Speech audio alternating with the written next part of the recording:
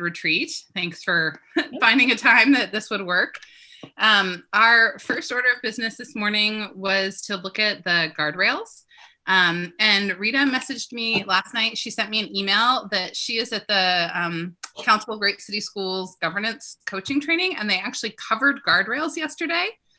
So I'm going to read you the email she sent me last night about what she's learned about guardrails. And she is happy for us to proceed with this if we want to, but if we decide we would like to wait until she's back to share with us some of her additional learnings, she'd be happy to lead us in that in the future. But I think we're also okay to go ahead if we want to. So Rita writes, guardrails are intended, and I'll forward this to all of you as well. Guardrails are intended to be value statements in the form of thou shalt not. This means that they are not to be directives or prescriptions, but constraints that the superintendent has to deal with. But the way to deal with those constraints is his or her call. They deal with the what, not the how. And the time frame on guardrails is 3 to 5 years. The guardrails, unlike goals, which are only student-focused, can talk about adult-related stuff, but they are supposed to be aligned with and logically linked to the student-focused outcome goals. So far, so good. And she says, what was brand new for me today was the idea that there are supposed to be annual interim guardrails attached to the guardrail themselves. These are supposed to be SMART, specific, measurable, achievable, result-oriented, and time-limited, and relate to the how. The interim guardrails are chosen by the superintendent and adopted as is by the board. She says, this took me a while to sort out. I ended up thinking that the interim guardrails will end up functionally being additional goals for which the superintendent will be evaluated, but they are chosen by the superintendent, not the board. And the time frame on the annual interim guardrails is 1 to 3 years with an annual refresh. She said, I added a couple of new stickies on the Jamboards as illustration. So an example would be, the board would set a guardrail, the superintendent shall not allow the % of BIPOC educators to decrease. Now the superintendent's interim guardrail for that guardrail may be the superintendent will increase the % of BIPOC educators from X% in 2021 to Y% in 2024. Another example would be the superintendent may not allow students to experience disconnectedness from their school community.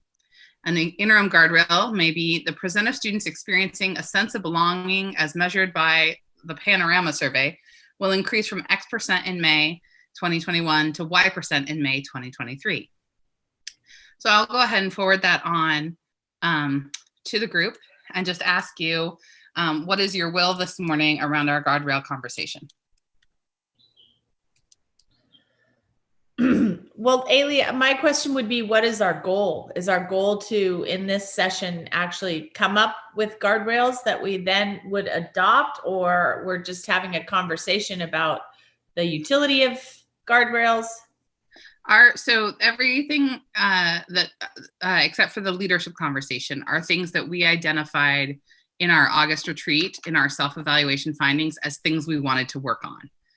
That we didn't have guardrails and that we wanted to work on having them. We brought them up at the last retreat and discussed them and said that we would all write 4 guardrails and bring them, 1 to 4 guardrails and bring them to this meeting. I don't know that anyone did that. Rita sent out a reminder a few weeks ago. I know everyone's busy. So there is a Jamboard that has a bunch of examples from other Council of Great City Schools and the 2 that Rita had suggested.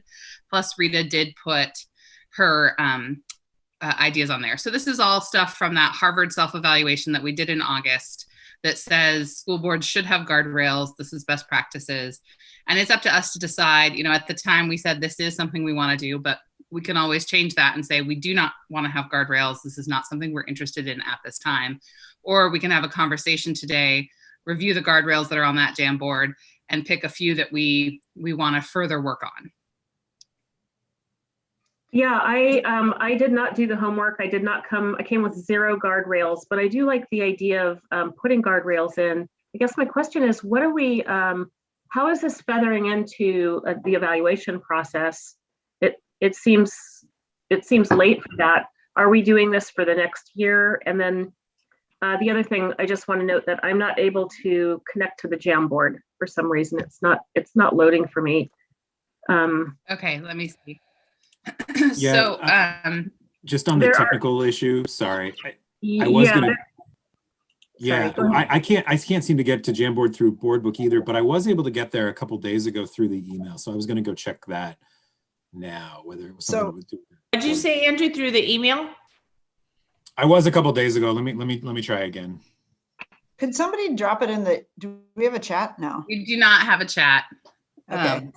But you can get there through the email. I'll just email everybody the link really quickly. So it's the top thing in your email to the Jamboard. I don't know how to control board books, so I don't know.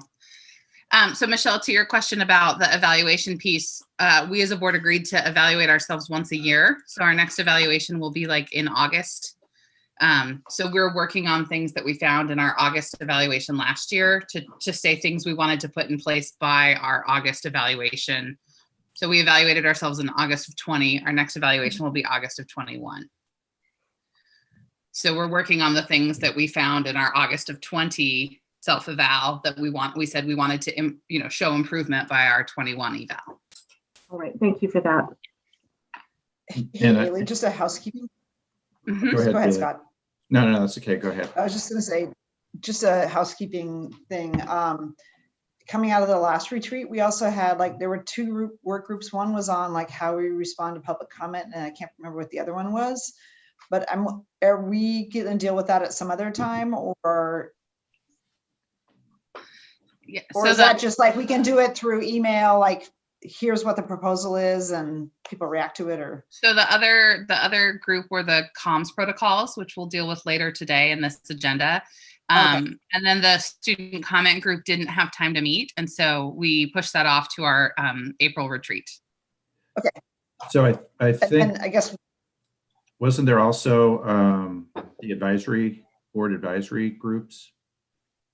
I think that didn't come from our self-evaluation. That was something that Jonathan had asked a group of folks to work on as part of our board working structure. Okay. Gotcha. so just for everybody, I still don't have my internet, and I'm operating off a hotspot. So I don't know if I'm going to be able to actually be in the meeting and then open another line and be on a Jamboard. I'm going to try, but just. Sure, Valerie. I'm going to present the Jamboard Great. so that it's visible to everybody.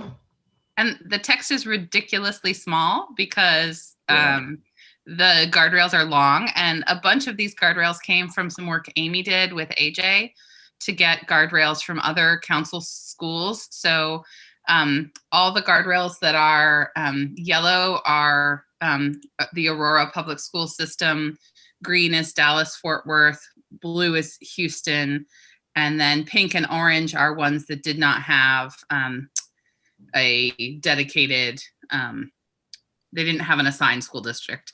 And you'll see that on two of the orange ones on the bottom left corner, I wrote Rita's name because those were the ones that she had sent out to the whole group. Hey, Ailey, before we dive into specifics, I just philosophically, I wouldn't mind having a little more conversation with the board about this. What you provided from Rita was helpful to me. I think I'm still a little confused because everything Council of Great City Schools talks about and what we learned at our Harvard retreat and through that is, focusing on these, student outcomes, and that is where the board should be. These guardrails seem to move away from that. And I guess what I'm trying to get a sense of is whether, and even explicitly, right, it sounded like what Rita said is these don't have to be student-centered, they can deal with adult concerns.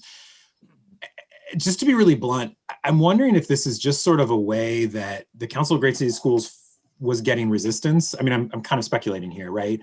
Resistance from boards that still wanted to be involved in some of these more adult-centered things, and so kind of came up with these guardrails as a way of mollifying without making them goals, make them guardrails. And again, I'm speculating, that's just sort of suspicion, but I'm trying to, in my mind, mesh.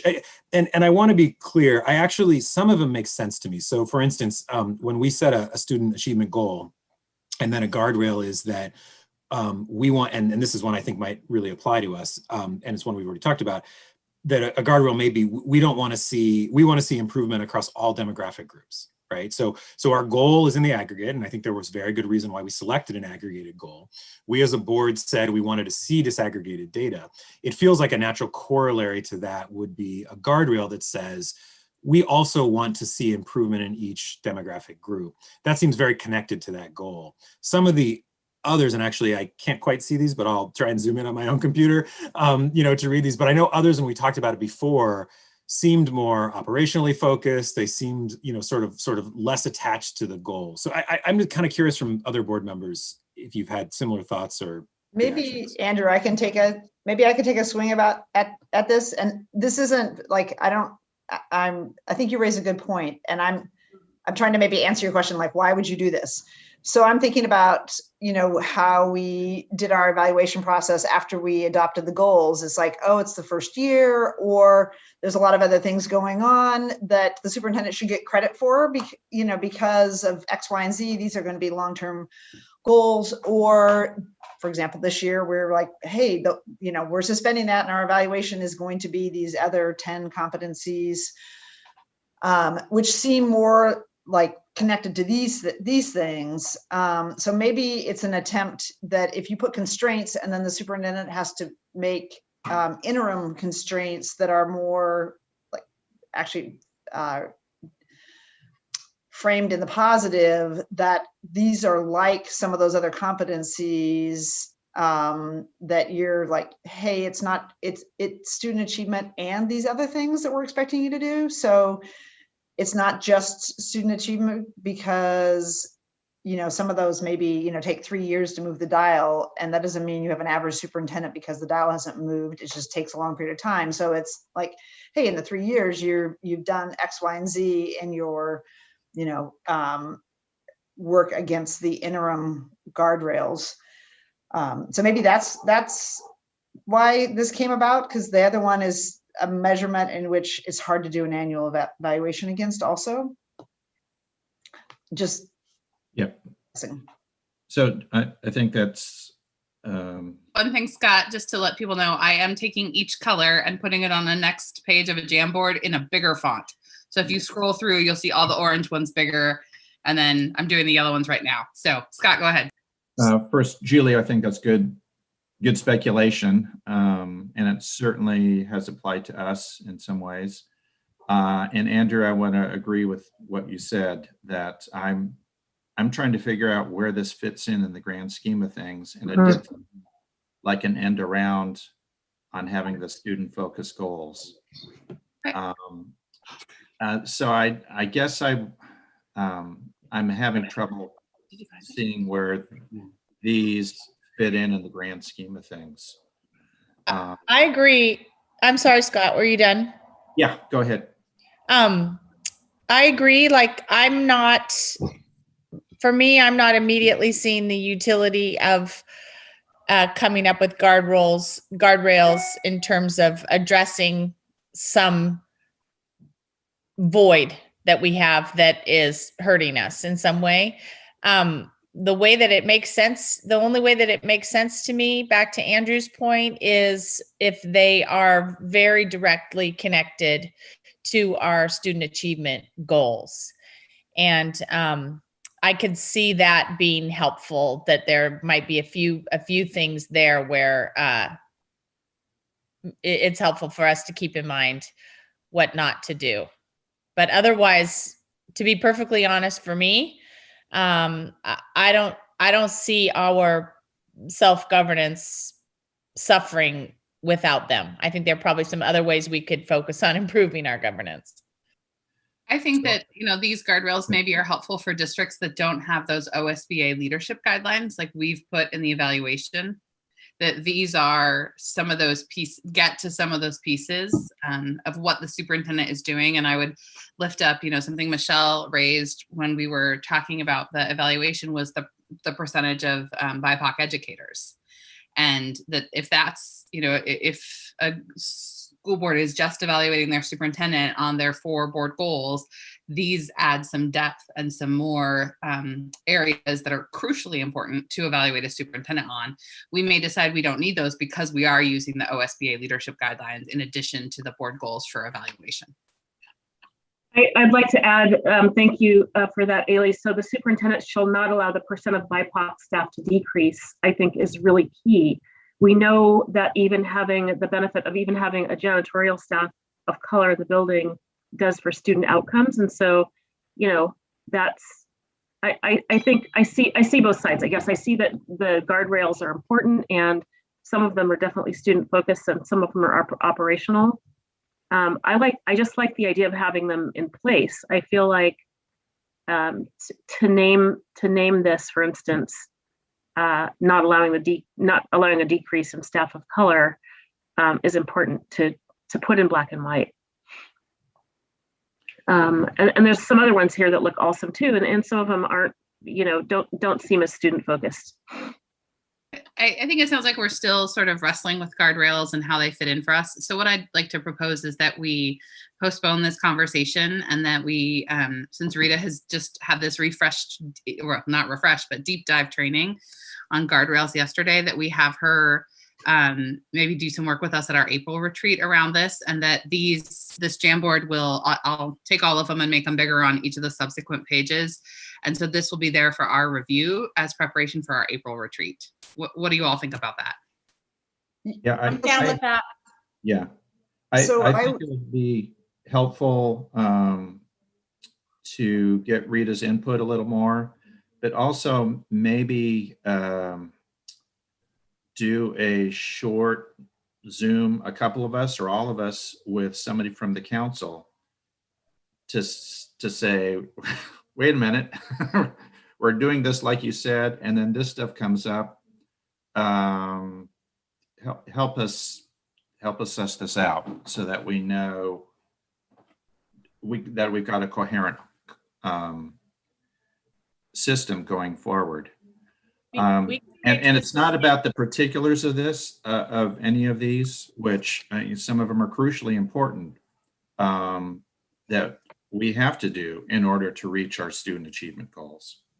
But you know, we're at the same time, we're getting this guidance saying focus on the outcomes is how we get there as a board. So that's my suggestion. From a timing perspective, I've been making an assumption, but now I'm realizing I probably should make sure that that it's consistent with everyone else. I'm assuming that the guardrails conversation we're having right now is for the next year, since we're already, you know, so many months into this year, and in terms of the evaluation. I want to make sure my fellow board members are on the same page with that assumption. Yeah, I mean, I don't think it's really fair to say to Guadalupe, we've put this guardrail in April, and now we're going to evaluate it on your success of completing it in May or whenever we do his eval.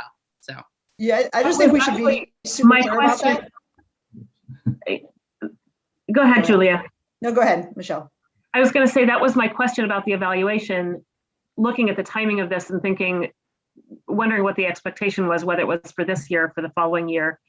And then another question so we'll table this until April, but is the goal to identify some of these guardrails that we would formally adopt?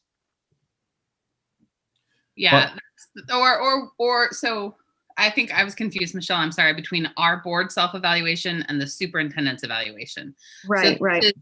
The content of the retreat is around our board self-evaluation, but what we put in the guardrails would affect Guadalupe's evaluation for the next year. Yes. Yeah, so, thanks for that clarity. Sorry, I didn't fully understand your question. I apologize. Okay, no worries. So for me, it's two things. It's getting a clear definition of what the role of guardrails could be in our system. And if we get agreement on that, then we can get down to the particulars. And it might be 2 or 3, it might be, how many are up there? 20? Just kidding. But that, you know, I want to see the big picture first. Most districts seem to have 3 or 4 guardrails. Well, so, I mean, if you look at, I think the green ones are Aurora. So they have 1, 2, 3, they have 6. And so Aurora has 7, Fort Worth has 6, Houston has 5. Can I make a request that we just get these like sent out as a document, but with the color key, so we can have those for the next conversation and also know where they came from. So I was about ready to say something similar to Andrew about assuming it's for next year, because we couldn't do it for this. It seems like it'd be hard to do it this year anyway, since we have, since we're linking the evaluation to the OSBA competencies versus the outcomes. But what I would suggest, just so we're also ready for next year, is that along with this conversation, we talk about how we're going to how we're going to land on the new baseline, just so there's all agreement on where we're starting. Because I think we all, it sounded like lots of board discussion about the baseline being reset, and I think we should just be clear about that versus waiting until July 1 and then, hey, what are we doing with the goals? Because really, his constraints are totally connected to the goals, and so I don't want to miss the fact that we're sort of disconnected from the goals a little bit right now, at least from the evaluation. Yeah, that's a good point. So the ones, I'm going to send out the email from AJ that he sent to Amy, to everybody. Yeah. And Amy, thanks for pulling those together. Yeah, thank you so much. And that it has the identifying information for the schools districts that are identified. And then, like I said, some of them are not identified. So I'll send that out. Okay. Thank you all. We'll bring this back up in April and hopefully have some more clarity. And I think all of these questions are good ones as we think about, this really important work of holding our superintendent accountable to what we as a board in our diverse backgrounds and experiences know is best for our students. All right, Michelle, are you ready to lead us in a conversation about board leadership? I'm as ready as I'm going to get. And so I don't have anything to present, but do want to share some information I've gathered, and also want to share what I think is of a problem statement and maybe some goals around our conversation today. So first of all, just so you know, there's the conversation about board leadership and how we have created or maybe not created a clear path for leadership. I talked to several other neighboring school districts. I talked with Park Rose, Beaverton, David Douglas, and Hillsborough, all who have quite a bit more cultural diversity on their boards, and in some cases have diverse chair and vice chairs. And what I found from talking to all of those neighboring districts was that there's all kinds of different ways that they're self-organized. And so there's no one standard best practice or best way to elect a chair and a vice chair. I also talked to the Oregon School Boards Association, which confirmed that there is no right way to do this. But what I did learn are there are two people that are very intensely, this is their jam. They're really interested in outcomes. They're all in the weeds about what processes to use, et cetera. And so just from my own observation, I've been on the board for 2 years now, and really curious how we collectively create a pathway for leadership. I've talked with some of you about, and people in the community and former board leaders about using a rotational model. Not everybody's on board with that. But I'd like to open, so anyway, I guess the problem statement is that we don't really have a process. And when we don't have a process, especially during this time of transformational change, we lock out diverse voices if we don't have a clear process that everyone understands. So as we work to diversify the board, and I hope that that happens, and that also we allow space for those diverse voices to emerge and lead, I think that it's going to be important that we talk about who gets to be the chair and who doesn't. So as a goal just for our conversation today, I'd like to decide collectively, how are we deciding this? I'd like to talk about how we elect a chair and a vice chair in a way that's transparent and fair. I'd like to talk about the terms of the chair. I think right now we have a vote twice a year. I'd like us to look at maybe a once a year. Some of the neighboring districts have 1-year terms for the chair and vice chair. And then I'd like to just talk collectively with you, my teammates, about how we ensure fairness and transparency in the process. some of the questions I've come up with, which the one is, should we use a rotational model, and why or why not? So I'd just like to open it up to have conversation about that. I'm in favor of a rotational model because I feel like it assures the people that want to serve in that leadership role have a position to rotate through that.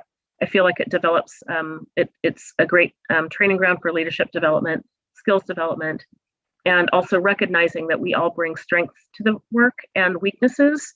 And since there's no job description necessarily, yeah, I just like to talk. I'd like to get people's feelings on the rotational model. So let's just open it up. Why would we want to do that, and why wouldn't we want to do it? I think, Michelle, maybe take a step. If we can take a step back, I'm interested in your comment that there's no job description. I'm kind of interested in talking about, I mean, the role of the chair as it's currently described in our policy is, you're right, there's no job description. It's very minimal in terms of how the chair's role is differentiated from the rest of the board. And I think that's by design, and that's how it should be, where there are very few responsibilities and circumstances where the chair's role is differentiated.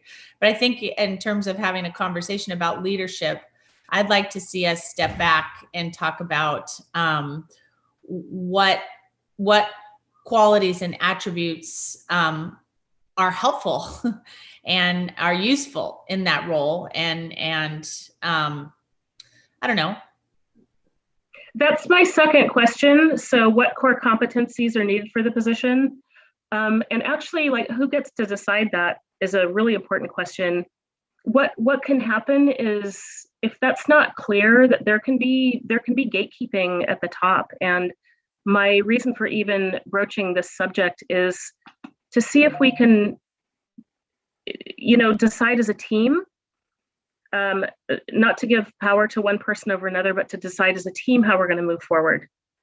We're a team. We're 7 individuals, but our work really is as a team. So what are the core competencies that are needed for the position? And really, who gets to decide? It's us that gets to decide. So, I mean, just for instance, one of the core competencies may be ability to address race and to have difficult conversations around race and to be comfortable with that.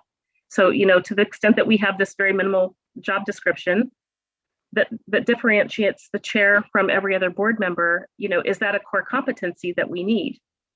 Do we need someone that is great at spreadsheets? I mean, if we look at this as a job, maybe as a team, we should list out what core competencies are needed for the position. And just so everyone had it, I pulled the policy from the website with the board member duties. So it's got the chair duties, the vice chair duties, and the board member duties, just so we know what we already have out there. That's great. And Ailey, where did you just email that, or we don't have a chat? Yeah, I just emailed it to everybody, but it is available on the PPS website under board policies. It's like the third one down. Yes. But I just thought, so everybody had it in front of them if they wanted to refer to it. That's great. So anyway, yeah. So what are there core competencies that are required for the position? What I'm trying to get at is, when we're doing racial equity work, we want to be really specific about behaviors and about skills and about competencies. And that removes this. It can remove implicit bias if we're intentional about talking about those core competencies. It can remove our bias around who we think of as leaders and who we don't think of as leaders. And that's what I'm trying to get at. The other question I have is what key conversations, initiatives, and upcoming work planning, around our community, and how do we match those skills that we lay out and experience to the work that needs to be done up ahead. That's assuming we have a work plan, an annual work plan as a board, and that we take a look at that out into the future and decide what skills and what competencies are needed there. And then again, when we decide, I would say that we suggest that we decide every 2 years we potentially have a new board. And at that time, we have a discussion whether we use a rotational model or not. And so I'd like to, open it up to why wouldn't we use a rotational model? Why wouldn't we give everyone that's been elected an opportunity to serve if that's what they want? Okay, I'm gonna take a stab at answering your question about the rotational model, or just provide a perspective. So I think just based on the current job description, which I think it's the right one because we don't have voters elect the chair. I think the expectation is that every board member has is equally enfranchised to work. So I think the current job description is of the chair, and maybe I'd have some discussion about the vice chair, how it's phrased, because it's awfully minimized. Where I think the way we work is actually the vice chair is a critical piece of the leadership team. But so assuming that we leave the same model, because again, the voters don't approve a chair, the board does, and to keep us all equal, I think it has done a pretty good job. The policy itself does a pretty good job at that. And I think the rotational model could work if we had some foundational things in place.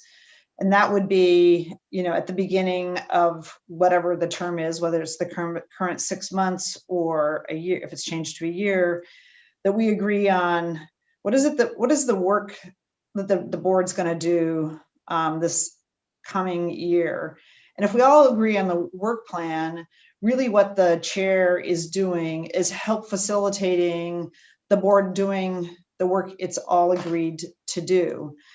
And I see in this, and I'm going to go back to the vice chair in a moment, that if you had actually explicit in policy, which is to follow our practice, that someone in the vice chair role really has an opportunity to be part of agenda setting and all the things that are involved with being the chair. And the really key difference then is, who has the gavel at the meeting. So to me, it seems like we, part of our role in the professional development is, training everybody to be the chair. We're all leaders. I mean, we all ran for the board because we're leaders in different communities or in different places. And so to me, it's like I come with the thinking that, everybody is capable of being chair, and how do we support people doing that? And part of the way to make it easy, I think, not easier, but I think a better practice is what's the work we want to do and having agreement on that. So I could see that potentially working. I mean, we should have a work plan even if we don't have a rotational model, but. Yeah, I agree. But I also, so looking at the vice chair, I think that we could also improve our governance by, the vice chair is serving in the absence or disability of the chair. And, we're talking about 21st century here, you guys. This is distributed leadership. We're talking about people of color, shifting power, letting people of color lead, letting people of color that we might not consider as leaders lead, valuing everybody and what they bring, strengths and weaknesses. And so I'm interested in this conversation because, I'm a short, Black Portlander, middle-aged, past middle age, and nobody would look at me and see a leader. People have underestimated me, and I don't want to ever be in a position to do that to someone else. And I really believe in the potential of all of us here. I believe all of us could do this job, and to varying degrees of success. And by the way, Ailey, I think you've done a great job in so many ways. And but we can all do great in so many ways. It's not just, there's no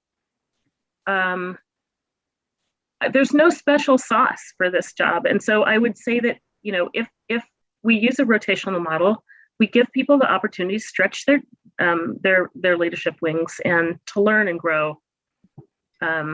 Who we are today is not who we're going to be tomorrow. We all have a capacity to learn. So I just wanted to add two things into this conversation. One is that, for me, the work plan of this year was the self-evaluation, that that was, when I came on as chair, it was, how are we going to live into this commitment we've made to this Council of Great City Schools model? And so that the focus for me as chair has been on our board culture and how we shift and adjust and really live into this commitment. And I know that that's not been in alignment with what everybody else wants, but that's why we get to rotate chairs, right? That I think Michelle's exactly right. All of us have leadership capabilities, and I'll do one thing and then the next person will build on that and make us better. I do want to be really clear, Michelle, that you did not want to run last year. That the way it shook out is you weren't quite able because of other things to be chair at that point. And so I think some of my question is, a lot of this feels like, I think it's that question of, if you had wanted to run, would you have been elected? And I think you would have. So I think one of my questions is, as we really thoughtfully consider, how do we make leadership feel like a space that anyone can inhabit? How do we make sure that, we're creating this culture that we do affirm your gifts and say, this is not about that you wanted to run and weren't chosen by your colleagues, but this is you thinking more broadly about how do we do this well now, and also create a culture shift so that it's transparent and clear for everyone, so that as we continue to build up new leaders, that there's a pathway. Absolutely. And you mentioned board culture. Board culture is really important. And I appreciate our focus on governance. I think that that's something we can always improve. And yeah, you're correct. I want it to be known that I want to be the chair. I'd like to run for the chair at some point. And I also want to affirm each one of you on the call that, that you have what it takes to be in leadership. We're all in leadership, as Julia mentioned. So is there some reason why we wouldn't do a rotational model that we can see right now? Go ahead, Andrew. Andrew and Scott. Yeah, no, I think this is it's a great conversation. And actually, I think my reasons for concern around a rotational model are actually very tied into one of the things you said right up front about core competencies. I have a cat that's moving my camera, so apologies. And it's this issue of wanting someone in leadership who's going to use our ResJ lens, right? Who's going to be focused on issues of social justice and racial equity, who's going to bring that, that work. And I agree with you, Michelle. I think everyone on the board currently can do that. But I think when we think about our rules going forward and we think about what sort of policies we're putting in place, I'm not sure that's always going to be the case, right? And I would like to say the voters would always, that's something that our voters value. But I think it's very possible we would have a board member who maybe wouldn't think that that's a higher priority or wouldn't want to focus on that as much. And I worry a little bit about the rotational model in terms of having someone who sort of automatically rotates in, who a majority of the board actually doesn't agree with sort of the values or direction of where that chair wants to take, because the chair does have a lot of power. And it's good to sort of go back and look at the description, but, in terms of agenda setting, the chair does a lot. I do want to note, just as a side note, I have not, provision 8 in this, I don't think I've received my personalized correspondence stationery yet. So at some point, I assume, I'm kidding, actually, please do not print me any personalized stationery. But it just Andrew, I have my ream from my earlier service still left over. It just made me laugh because it does feel a little out of date, right? And I think you're right. It's worth to come back. But so that's one thing is do we want to automatically rotate everyone, and even if they're really not consistent with the values? The other thing I would say is before you go on to your second point, can I just add that from my personal experience serving on the board, I can absolutely validate what you just said, because I have served with individuals who did not share those values, and it would have been very difficult to have had at the helm for a number of reasons. Also ethics, personal ethics. So the hypothetical scenario that you just put forward has been very real in the recent past. Yeah.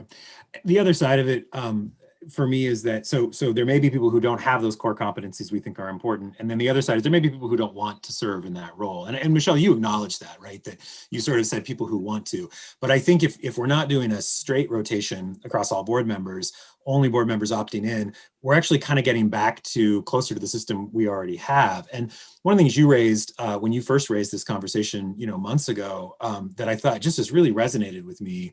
And I think all of us new board members from 2 years ago had this same thought. I kind of assumed there was more of a formalized process, right? We get elected, we come on. I sort of thought, oh, there's I'm sure the board's had conversations, there's a process, there's a structure. And I think we all very quickly realized there wasn't, right? And even just, a week out from that very first, meeting where we were gonna have to do board leadership and we're brand new board members, there's just the uncertainty and what was happening, just, it seemed very odd to me. So I loved your idea of how do we bring some more structure and formality to this process. And for me, I think updating our policy to include some core competencies, I think would be great. And being really explicit that in a board chair, we want someone who can use our Res-J lens. We want someone who includes diverse voices. We want someone who does all those things is really important. But then also, how do we just sort of make this a little bit more, and I hate to say it's like a student government election, but it kind of maybe is that, at one of our meetings in advance of the actual election, people who are interested in being chair get to declare, I'm interested in being chair, I'm interested in vice chair. And then they get to talk about how they would bring those values to the work, what they view as the important work plan for the next year. And it's something that we can all consider in a public open forum.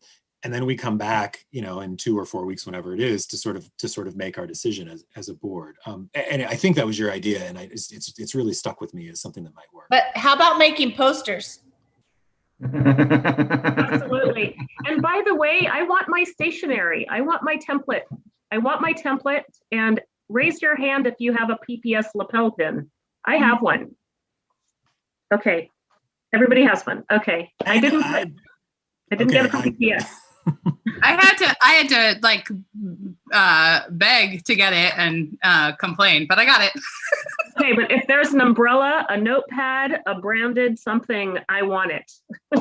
We got the cool face masks from Kara and Roseanne. Yeah, we got face masks. They don't fit all. They don't fit all size heads. I'll just. Yeah. Can we get bigger ones next time? Yeah. If there's any merch, let's make sure everyone on the board has the merch, the same merch. So, Michelle, I'm wondering. Michelle, I was just going to ask you, did any of the districts that you talked to use a rotational model? Or it sounds like they all have different processes, but was there some process? Was there another district that had a process that you thought had characteristics of a process that would be worthwhile for us to consider? That's a great question, and no. And that I know of, none of the 4 that I spoke to had a actually Park Rose, I think, does a rotational model. David Douglas, they're a district that serves a lot of poverty, students in poverty and immigrants and refugees, and the board members are pretty much in alignment on who they serve, and they have 1-year terms, and they sort of all just coalesce. They use a consensus model to decide. But yeah, none of the ones I talked to had like a process that was written out. One of the questions I asked was, how do you get to have a diverse chair? And they were like, well, we all kind of just agreed that was something that it's one of our goals as a district. It's one of the things that we value. We value this, the diversity, and that's how we got to that. So there was no, voting process or whatever, but we could look at like school elections. We could look at a voting process. We could also, I suggested that every 2 years, as we have potentially a new board, at that point, we could decide whether we're going to use a rotational model or not. That's not my idea. That's one of our colleagues' ideas. And that would be just for that reason, Amy, that you mentioned, that maybe there's someone in that position that we don't agree would be good to have at the helm. But I feel like when you decide, determine and write a policy around the bad character, that it usually has outcomes that you don't expect. So I'd rather lean into, valuing everybody and what they bring, and then having a fallback, having a fallback or a way to handle either the conflict or, if the rotational, I guess what I'm trying to say is if at that 2-year, every other year mark, when there's a potentially new board, you decide whether you'll use with the current board, the rotational model or not. And if you're not going to use it, we'd have to have a justification in place for why we wouldn't. And that, again, is a core competency of having a difficult conversation with a colleague, which I think is a really important skill. So for what it's worth, that when I queried Council of Great City Schools specifically on this, I received a pretty firm reply that it is to the extent that boards had it, it is falling out of favor. Very few still have it. Councils against it. When I asked why, the response was because you want to have a process that has the best chance of yielding the most effective outcome, for what it's worth. For but then wouldn't you want to know what an effective outcome? I mean, so when we're using this very vague language in Portland, I feel like we need to be very clear in our language in Portland because of our racial history here and because of our outcomes here. And what I'm trying to suggest is that we as a team build our muscle up around these conversations, build our competency up. It doesn't have to be me, but I truly want for all of us as a team to build our muscle up around this. So yeah, what outcomes are we actually looking for? So Michelle, when we've talked about rotational model, you've said, I'm all for it. Everybody's wonderful, except if somebody has these attributes. So it's not really a rotational model unless we commit to it for a couple of cycles. Because, and especially, the other thing I want to say, and again, Mr. Spreadsheet, so I guess I should be chair for life. That was a joke. If we have 1-year terms, a rotational model doesn't work. We can't fit everybody in. At least mathematically. Yeah. Mm-hmm. So maybe, sorry, didn't. So I mean, that's two different things, but it's not a rotational model if you're evaluating it every 2 years, or if you have exceptions. And we might have difficult private conversations with fellow board members. But to say, oh, God, Andrew's next in the rotation, we better kill the rotational model because he doesn't floss regularly, is going to be pretty publicly apparent. And I don't think that's an appropriate way to run things. I think the idea of publicly declaring interest a month before elections or something like that. I mean, if you're looking to make it a bit more transparent, I think that's something we could try. But I do think that decision-making process that we go through privately, I don't see any way to replace that. So here's a thought, a little bit of a hybrid, and don't tie it to any other hybrid, is that word. A possibility could be a rotational model in the vice chair role, because I actually think it's a really good experience for every board member to move through leadership, because you see, very different things. And Scott, I know it's like, this has probably been a different year from you from, past years. And, when I was chair and I had Rita and Julie as the co-vice chairs, like there wasn't any email I sent or decision I made that was a major decision that they weren't copied on the email, they weren't consulted, and kind of like, yeah, on the big stuff, we all have to be together on where we're heading. And so while I'm trying to think, they never actually fulfilled the role that stated in policy because I wasn't gone for any of the meetings. They were a really critical part of leadership. And then when it transitioned to Rita, Rita had already been in a year's worth of, she never had held the gavel, but she'd been in a year's worth of the conversations and the decisions and this agenda setting. So it really primed, I think it's an opportunity to prime somebody up to move into that spot. So if the board says like, hey, for whatever reason, we don't want to do the rotational model, maybe it's a rotation through the vice chair's role as an opportunity, because I think it makes, in some ways, if you've been chair or been in leadership and then you're not, you have a much better understanding of the challenges that the chair has and like what's all entailed in getting ready for a board meeting or managing to move things through, and and ways that you can contribute in sort of non-leadership ways or other things. So I just think it makes for better board members to have had that experience. It also makes you more understanding of like, oh man, that never seen that before. And like, I'm glad I'm not holding the gavel now, but like you've been in that situation, so you can be empathetic to what a chair is going through.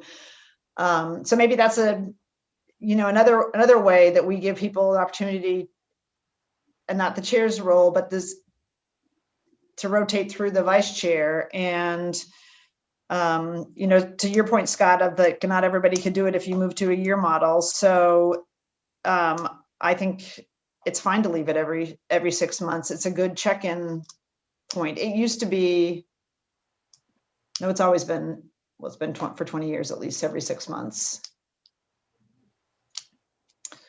Is there any consideration in terms of staff and having, it can take a good 6 months to form a high functioning team. Once you form, then you storm, then you norm, then you perform. To get rocking and rolling with a team, it can take 6 months. So I just want to throw that out there. I do like the idea of distributed leadership, where the vice chair isn't just, in case the chair falls down the stairs, but rather, is actually, involved in the machinations and decision making. I feel like hierarchy is a very kind of a white way of operating, and please don't get offended by that. That's to say that we could improve our governance structure by being more inclusive, by being maybe a little bit more circular. I mean, this is one of the ways in the hierarchy that we could challenge the way that we've always done it before and improve on, lift everybody up, give people the opportunity to lead, give people to, impact outcomes for students, which is why we're all here on Saturday. Well, I would say to the district's credit, Michelle, is that while that's what the policy said, that has not definitely been the practice for the last 20 years.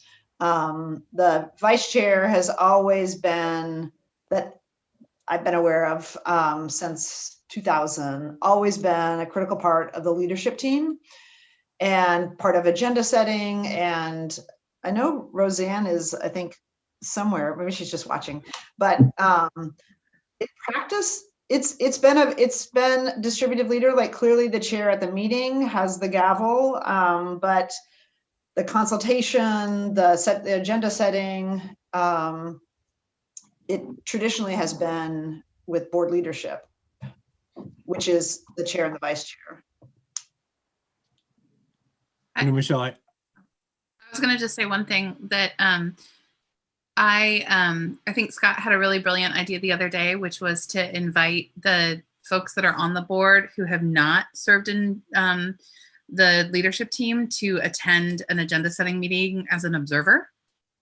because, you know, Scott and I went to our first agenda setting meeting, never having been to one. So I was like, I had to say, who's in charge of this meeting? And Roseanne's like, you are. I'm like, great. So, you know, things you learn. But since I think everybody's been in leadership except for Michelle and Andrew, so to have you guys, you know, we can't have both of you at one time, but come and sit down on a meeting and just see what it's like. And do that practice with all the new board members, because it demystifies what agenda setting is. I think that's a brilliant idea from Scott about how do we do this work of thinking about how we all are on the same team and we kind of know what leadership is doing and are prepared for it. The other thing is, I think as in any institution, sort of things aggregate to the chair. And so while there are a lot of traditions of distributive leadership, there's also been some like staff defaults to contacting the chair when there's a media request. So I asked Amy to be that person for us this year because I don't need to do that, right? And Amy's better with the press than I am. So but I think again, it's, Michelle, to your point, we have some practices that when the people are in the place, Julia, like you said, that we've had the practice of using the vice chair more and having a more collaborative relationship. That's not what actually the policy says. And so I think our traditions in some ways have been healthy, but I think what Michelle is saying is we need to have some clarity around those traditions and maybe codify them and say, like, we do value collaboration. And I think that, you know, there's this tension with the board chair because technically it's not that much power, but in lots of institutional ways it is. So how do we ensure that that power is distributive if we did elect or, you know, did a rotational model and we ended up finding out that the person who then became chair is someone who doesn't share power in the ways that we traditionally have. So I think that's, Julie, I think you're 100% right. That's been the tradition in lots of good ways. And I think what I'm hearing Michelle say is we need to ensure that that tradition stays the same and improves, if that makes sense. It's kind of fine. Yeah, fine. Yeah, I'm going to take a bio break. I'll be right back. I can hear you from the other room, so keep talking. Hopefully we can't hear you. I was going to say mute, please. No, you can't. I will mute. No, I just wanted to comment on a few things that have been said because I really I like the comments, Michelle, you made about stability. I think that's I think there is a lot of importance there, and I actually I'm going to combine these two thoughts around chair and vice chair. I think there is some value in going to one-year terms. Because for two reasons. One, a one-year term is not set in stone, right? So there's nothing that prevents a board, and even just like our 6-month, you know, terms are not set in stone. There's nothing that prevents a board from changing its mind if there are issues or problems. That's in the current model. Under 6 months, it would be under a year as well. So to the extent there were issues, we could address those. But I think that stability from a district staff perspective of having the same leadership and having them get up to speed makes sense. But I love the idea of rotating vice chairs. And I'm going to kind of marry that with the stability idea of, you know, if we sort of default to year-long chair roles, but a rotational model among vice chairs, that provides stability at the chair position, but getting lots of people with leadership experience and just exposure, right? Experience and exposure on the vice chair. And then that led me to this other thought that it hadn't occurred to me before, but another concern I would have about a rotational model is that it might reduce diversity in our leadership roles. So I think we'd all hope that, you know, in the future, we end up like the city of Portland with all of a sudden a very, very diverse council. I think that's possible. And we're going to be looking at election law changes over the next year and a half to potentially help get there. But if I think about, you know, where we are right now and where we may be, you know, for the next 5 or 10 years, you know, if you know, we have one person of color on this board, if you serve a year as chair and then we're in a rotational model, it means you don't come back for 6 or 7 years versus we might find that it is so successful and either with you or any other member applying these you know, these values and moving forward, that we actually want to keep someone as chair for longer than a year, right? We want to sort of re-elect for a second year. So I worry there would be an unintentional actual like reduction in our diversity of leadership if we have a very small number of diverse people on the board. So there's a chicken and egg thing there, right? In terms of how we get a more diverse board and how we put them in leadership. But I think that could be an unintentional thing. But I am wondering about whether this sort of rotational model on vice chair, but still selecting our chair might get to some both good things on from both sides of the argument. And I kind of like a hybrid. And again, I also use that word very tentatively, where the vice chairs could cycle in every 6 months and the chair for a year. I mean, that's a potential. Really, there's so many potentials. But yeah, I think that, I guess when I think about the future of the school board, I think out 6 or 8 years, I think, how do we get the retiree or almost retiree and the single mom, who's working on or just finished a degree and is got years of experience, and how do we get those people, in leadership and on our board, and how do we support how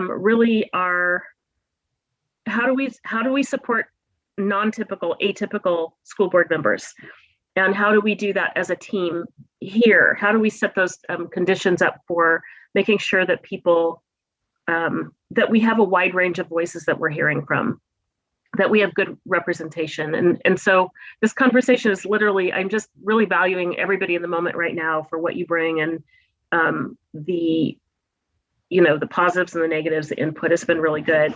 I guess we just need to actually decide, and if the policy is not reflective of the roles, then perhaps we need to change those policies also. I'm not involved on the policy committee at all, but if the vice chair is indeed an active part of governance or leadership, then that should be changed in our documentation. I will say, back to the point about rotational model for the vice chair, it's very common, probably most common, for the vice chair role to ascend to the chair role within other districts. So that's a hybrid we could think about too. Mm-hmm.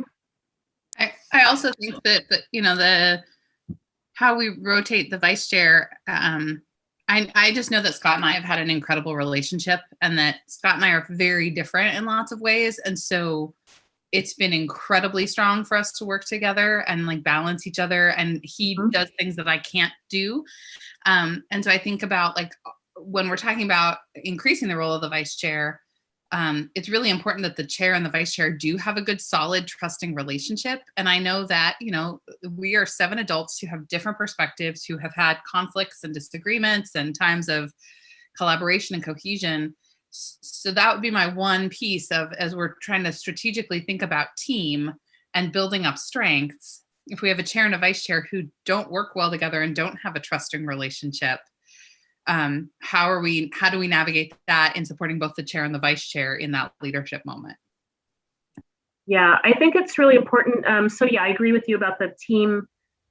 Really bringing 2 diverse people is the best way to develop a high functioning team. You want people that can play off each other's strengths and accommodate each other's weaknesses, and you get better outcomes from that. That's data shows us that we get better.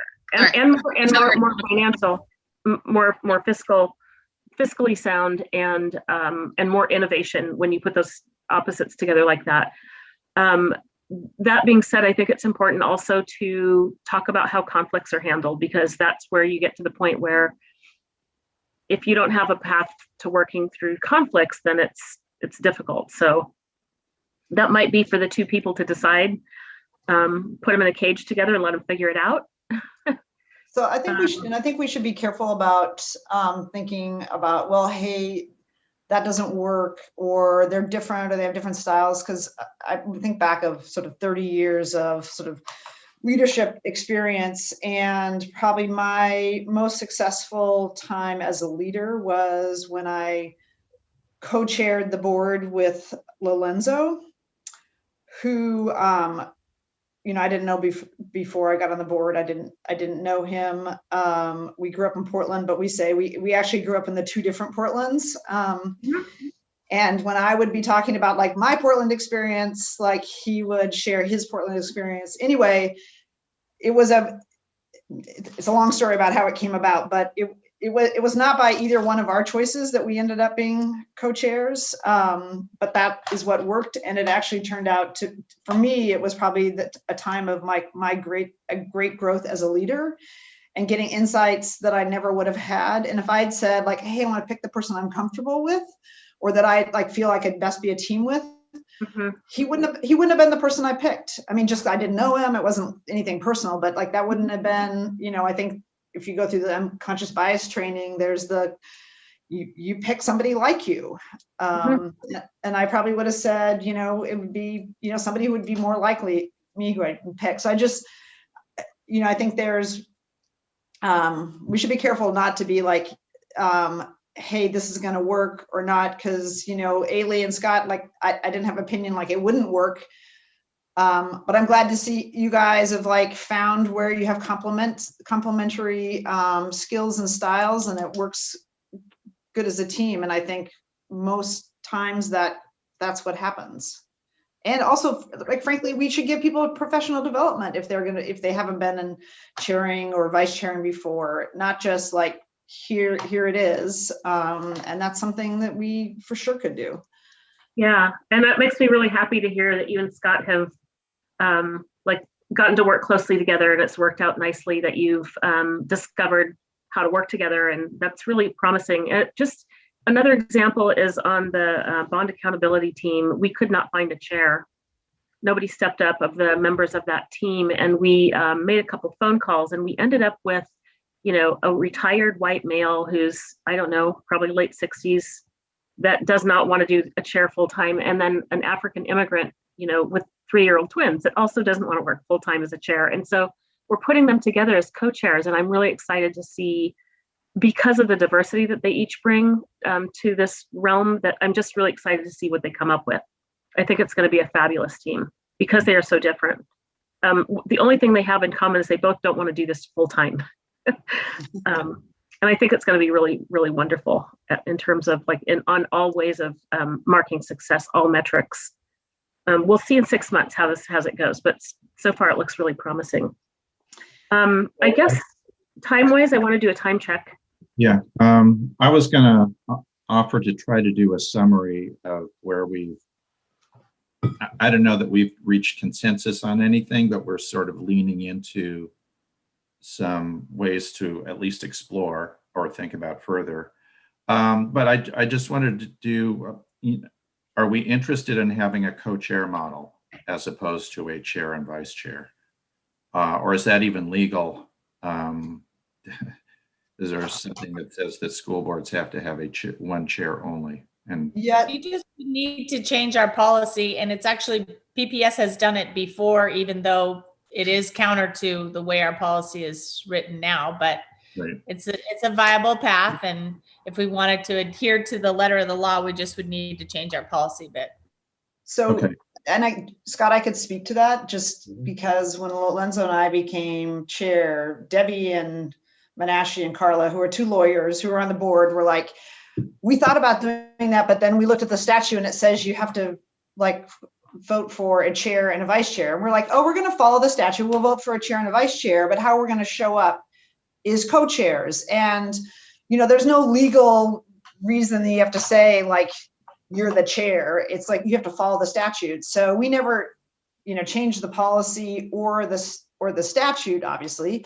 But how we showed up is, and what we told staff is, here's how we're going to work. And Lorenzo had a body of work that he had, and I had together it covered all the responsibilities, and then we just switched the gavel, but it never was changing the policy or the statute. And you could, we ran it by, I think we ran it by somebody from Miller Nash at the time to make sure that was okay. And they're like, yeah, that's fine to do. And I'll just say from my experience, I thought it was a great model. And the district then continued that model after Lorenzo and I think for another 5 or 6 years to use that. And then I think when Pam became the chair, they dropped the co-chair and just she was the chair for 4 years or something. I mean, you could maybe speak to that, but they did it for a long period of time afterwards. So that's great history. I think we could write into our policy having that as an informal option, having it as a designation while still following the statute of having an official chair and official vice chair. We could build that into policy so that, that might be that might work in some situations and not work in others, but it would give us some flexibility. I did hear us leaning towards preferring a chair for a year, but a 6-month check-in is not a bad idea, just to re-up and viewing that more as a, I think informally as a sort of a confirmation, or in my viewpoint, if I was chair for 6 months and after 3 months I said this isn't working for me for whatever reason, it's a graceful way to say, you know what. So I think leaving a graceful out at 6 months, leaving that in policy would be a good idea.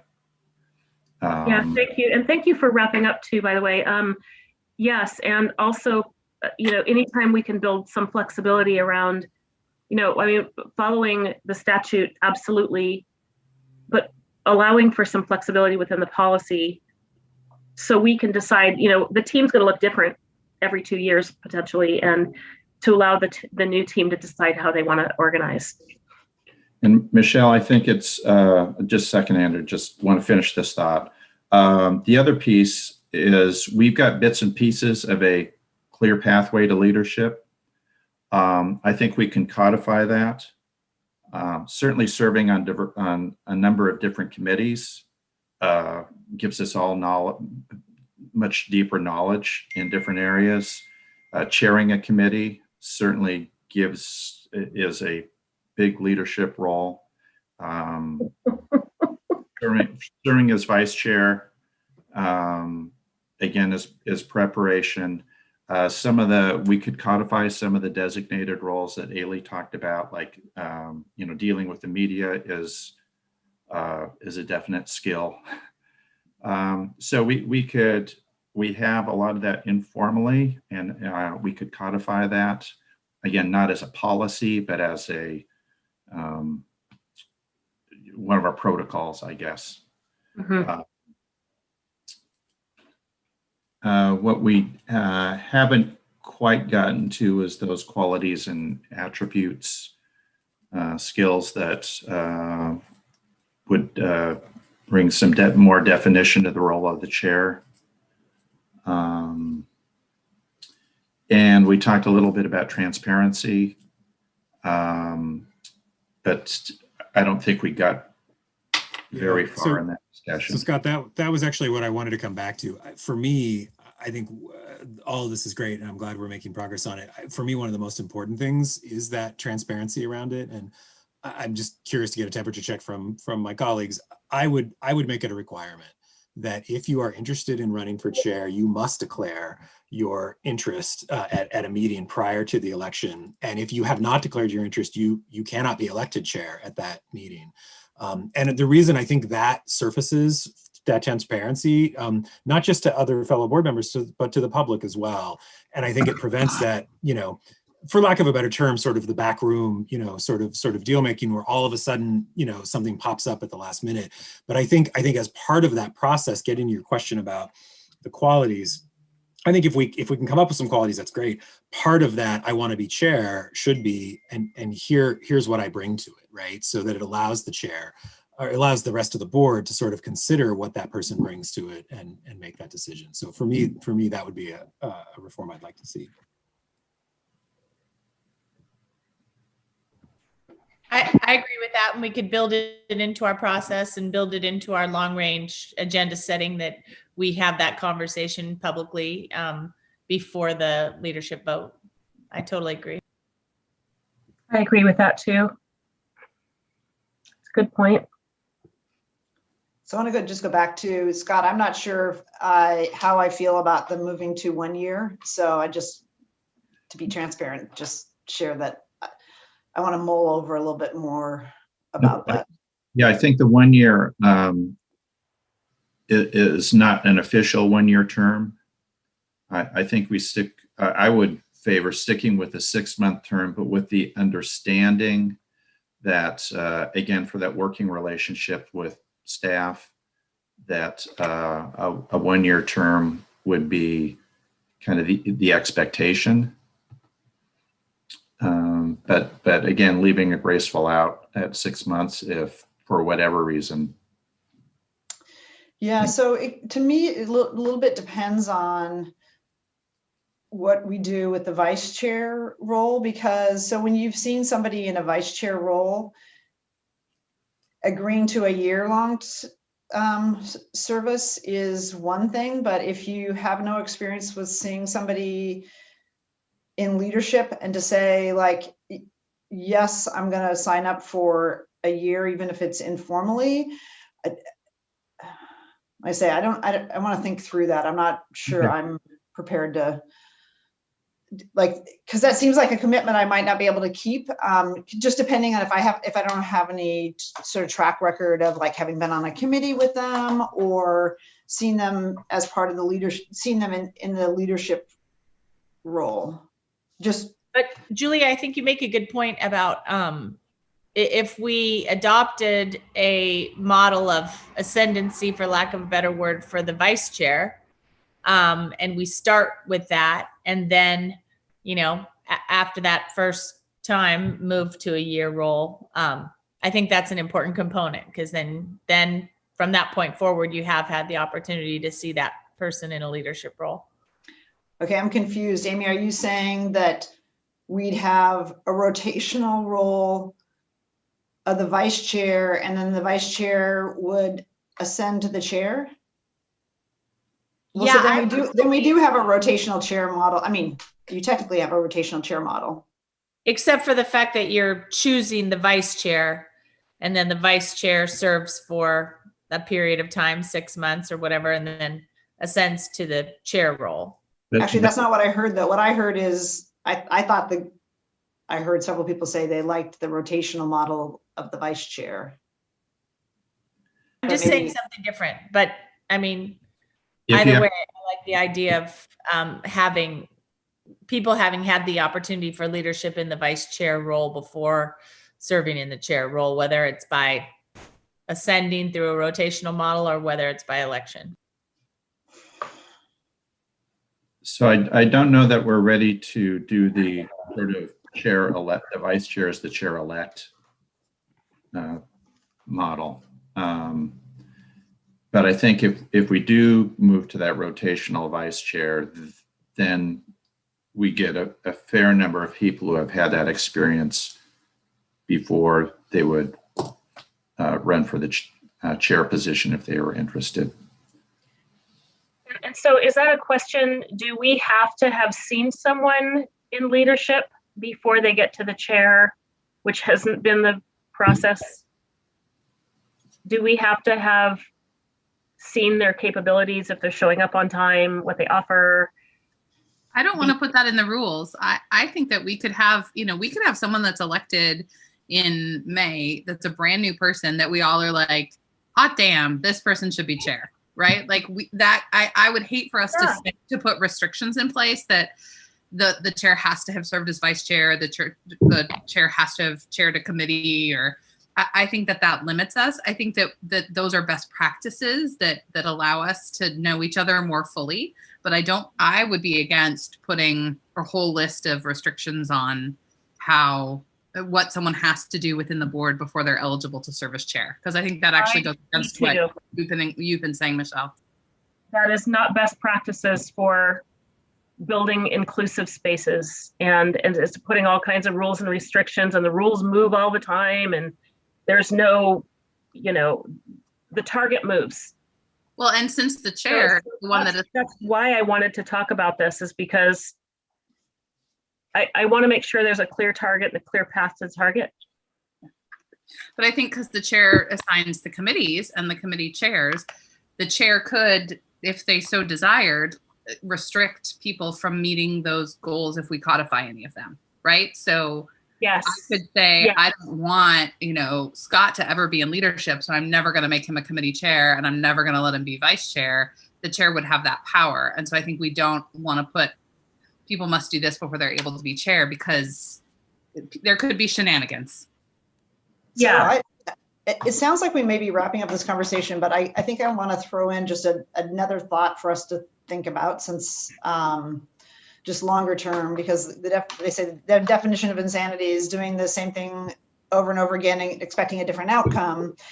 And I look back and I think the last time we had a Black, not full chair, well, Lorenzo, what, like by statute, was 20 years ago. And why is that? And I want to be careful that we're not making just changes around the edges that, you know, I don't know all the circumstances, but like, you know, why a recently, the board member that recently cycled off the board who was a vice chair but never became the chair, like why was that? And I heard a lot of different reasons, like not enough time, but like I didn't hear that from actually the individual involved. So I think we should all think is like, are we making enough changes, or are these like just the ones that we're comfortable with? Are we making enough changes that we will get, you know, potentially different outcomes on how we do our process? Because having declaring a month earlier still sounds like the same process, except for people know who might be chair. And I think most of the time people know anyway who might want to be chair. So I just throw that out there because it may be like, yes, we've done enough, but I'm trying to sort through in my head whether we actually are making a big enough sort of shift that we get something different. Yeah, I want us to be really conscious. We are one of the least diverse boards in our region, and to be very aware of that. And if we do in fact support our ResJ policies and our goals, that we do need to show up differently. We need to show up knowing who we are and allowing for new voices to come through and not putting up barriers. And these barriers don't just happen organically, they happen because of who we've got on the board making those decisions. Michelle, yeah. I want to put a plug in there for work that I know Andrew is working on the intergovernmental committee, but I think a huge piece of that is around how we conduct our elections, our citywide elections, not our leadership elections, and around campaign finance limits, whether it's mandatory or strongly encouraged, because I think that is really the key to a lot of our barriers that we currently have. So I do think that's relevant to this conversation. And I think it's incumbent on us to fix that, because it's not gonna happen by itself. And when I talk to people and try to encourage people to run, I mean, that's a huge part of it. If they know that they can run against somebody who, you know, can put thousands of dollars of their own money into the campaign, or, you know, other sources of that they don't want to do it. So it's really on us to figure out what are all those barriers and what's within our control to dismantle them. Absolutely. And I mean, part of being a good leadership and a good leader in 2021 is having that self-reflection about, like, am I the right person in the seat at the right time? To ask yourself that, like, you know, that's a hard conversation to have with yourself, but are you, you know, the voice that's needed to change outcomes for students of, you know, of color who have disproportionate outcomes to white kids in our district? And so, like, it's a question that we should all, and I'm saying this to myself too, by the way, I'm asking myself when I wake up in the morning if I'm the right person too. So, but being a good leadership is recognizing where you're strong and where you're weak, and like, if you're the right voice at the right time, are you right-sized in the position? And so, yeah, so thanks for offering that. That campaign and election reform will really help. But we can also work on our own at the board level here to make it a place for diversity on our board itself. So the question Liz and Roseanne are going to ask me after this meeting is, are we going to hold elections at our meeting on Tuesday or not? Do we want to postpone them longer? What sort of I'm not clear on what our next steps are. And I just know that I made that promise to them that I would clarify. So I just want to see where we are.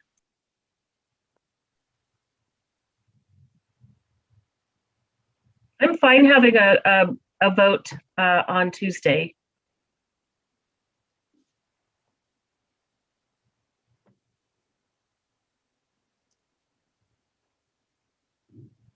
Yep, as am I. Go ahead. Okay.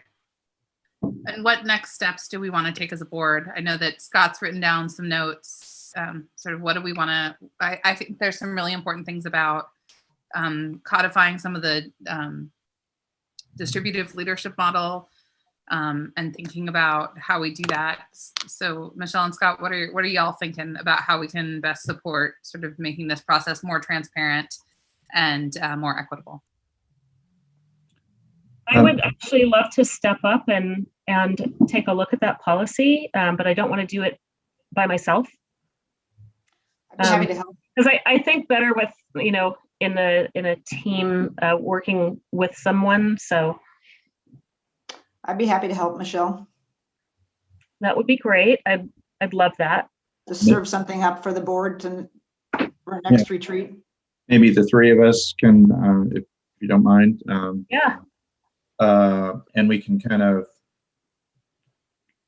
do it into bite-sized chunks of some specific decisions going forward, and work through. I mean, Michelle, you did a great job of outlining like 4 or 5 specific dimensions of this, and I think we can work through those. Some are going to take a little longer or won't be a formal vote or anything, but might be more of a jam board to say, hey, here's the qualities and skills that we are looking for, and a board chair would be more of a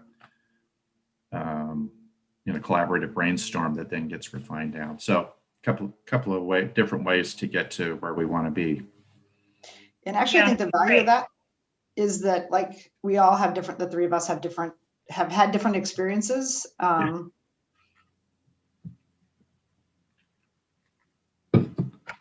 of course, we're gonna.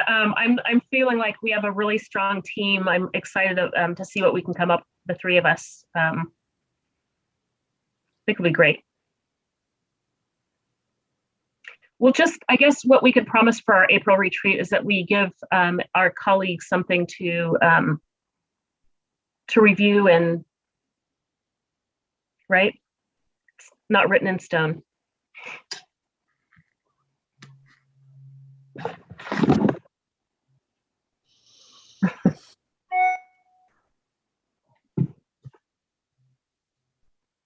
All right, Michelle, are we ready to move on to the next agenda item, or is there anything else on this piece?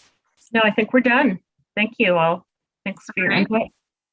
So what I love, Michelle, is you originally told me that you needed an hour for this conversation, and then later on you said, better make it an hour 15. That was exactly an hour. So you were right the first time. You've got the timing down. Excellent. We had scheduled a break to start at 12:45. By the way, every meeting that I have facilitated has ended at or under time or on time. Just perfect. I know. I thought that was my thing, but Michelle is like showing me up every meeting. She's just boom, boom, we're done. I can see her plank, her campaign plank. So we had a half an hour break scheduled, kind of a lunch break from 12:45 to 1:15. Do we want to take that now and come back at 1, or do we want to squeeze in 15 minutes of something else before we go to lunch? It looks like our next item, which is an hour item, are the communications protocols. So I'd prefer to take a break now. Okay. Rather than dive into that for 15 minutes and then take a break. That's just. You actually have the Citizens Budget Review Committee is a little 15-minute thing. Rita wanted us. It was originally on the agenda. I took it off because she wasn't going to be here, and then she said, "I actually do need some help with that. So could you ask the question?" But let's take our break now, and we'll squeeze in CBRC at the end. What is the question? Oh. It is. Let me see. I have to find her text.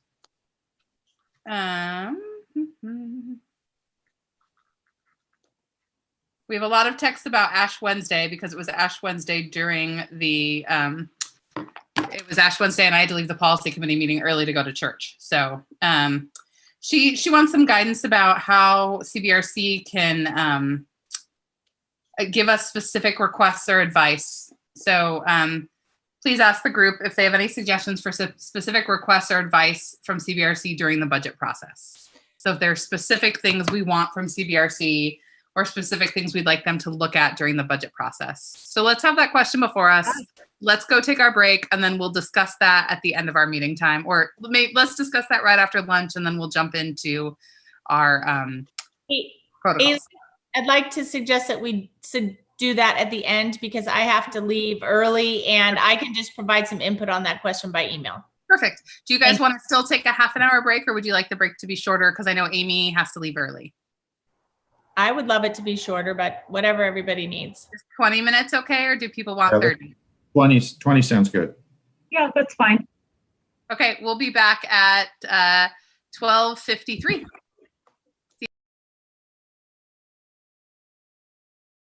So if you look at the agenda, I have pulled from the board self-evaluation reference on unity and trust, the language that it says in the self-evaluation. This is for the next bar up from nothing. It says the board has adopted a policy requiring that information provided by the superintendent to one board member is provided to all board members. So that's all it says about the policy that we have to have. We had lifted this up as it feeds into some of our governance policies about directing staff. How do we engage? And we started with communications protocols and sort of board protocols that the school board in the past had come up with, but never voted on, apparently. And so those were the protocols 1 and protocols 2. I split them into 2 groups because the way stuff shook out last time, I completely left Julia off of any work group. And so that was not okay. And so we split those protocols into 2. So there would be one work group that was Scott, Rita, and I, and one work group that was Scott, Julia, and I on those comms protocols. So that's why there's 2 of them, because we couldn't have a quorum. So those are linked there. And what we're going to do is read them, go through, create a sense of direction. I'll take notes on the document. And then we will kind of have a sense of direction in some of our edits, and we will get a team together, which Julia will be on. So although she's on the leadership team, I don't know if she wants to be on this team, but I don't want to neglect any person who wants to have a role on one of these teams. I'm so sorry for doing that in the past. But we will doesn't take it personally, as I told you. It wasn't personal. It was just like in the chaos of the moment, but I just felt really badly that I neglected to include you, because you offer so much, especially when we're looking at language and thinking through all the fallouts of what we may or may not intend. But anyway. I took it personally, Julia. So. Thank you, Scott. I should have called you. Call Scott and he'll say, Ailey, you're screwing up again. Here's what we need to do. So anyway, we'll have a team work on a final draft, and then we'll submit the final draft to the SLT to see how it would work on the staff side and get their feedback. And then we'll send out a draft to the board for more comment. And then we may decide to review this again at our April meeting. And then eventually the goal is to have the board vote on adopting these protocols. So let's start with protocol number 1, which is listed as comms protocols. And it's funny because this actually starts on, Roman numerals, number 4, whereas the other protocols start on number 1. So this is the section I pulled out of the middle. So let's start on protocols 2, since that's the beginning of the actual former policy. You're confusing me. I'm confusing everybody, including myself. So we're starting with protocol 2, which at the top says Portland Public School Board and Superintendent/staff expectations and operating protocols. Okay. And on Michelle, I see you on the Google Doc. On the Google Doc, it's just listed as protocols, not comms protocols. If that is clear as mud. Okay. Yeah, okay. I think we're in the same document. And then you said Roman numeral 4. No, Roman numeral 4 is the other one. We're starting with Roman numeral 1 on protocols 2 as listed in the agenda. Okay, so I'm sorry, but I want to make sure that I'm at the right place. Of course, in my classic fashion, printed it out. So I printed out what was in board books. So I have like the first page is the agenda, and the second page is headed with Portland Public Schools Board and Superintendent staff expectations and operating protocols. You're right where you need to be. Okay. Okay. Okay, so we're gonna just run through this, and I'm gonna make notes, and Kara's gonna make notes, and we're gonna, Kara, I don't know if we need to share the document for the public to see or how that needs to work. I'll let you take care of that end of things. So as we look through this, what edits, what changes do we want to make? And we're in the roles and responsibility. Sorry. Is it possible to actually go through them? I mean, I know we've all read through them and thought about them, but I actually think it's important for us in this moment to just sort of be very clear and then people can comment on each one as we go through. So I'll read. I love that too. Thank you. I'll read through a section and then we can discuss it. So Roman numeral 1, roles and responsibilities. As elected members of the Board of Education for Portland Public Schools, our roles and responsibilities are outlined in board policies. These expectations and protocols do not replace or override board policy or Oregon law and laws and administrative directions.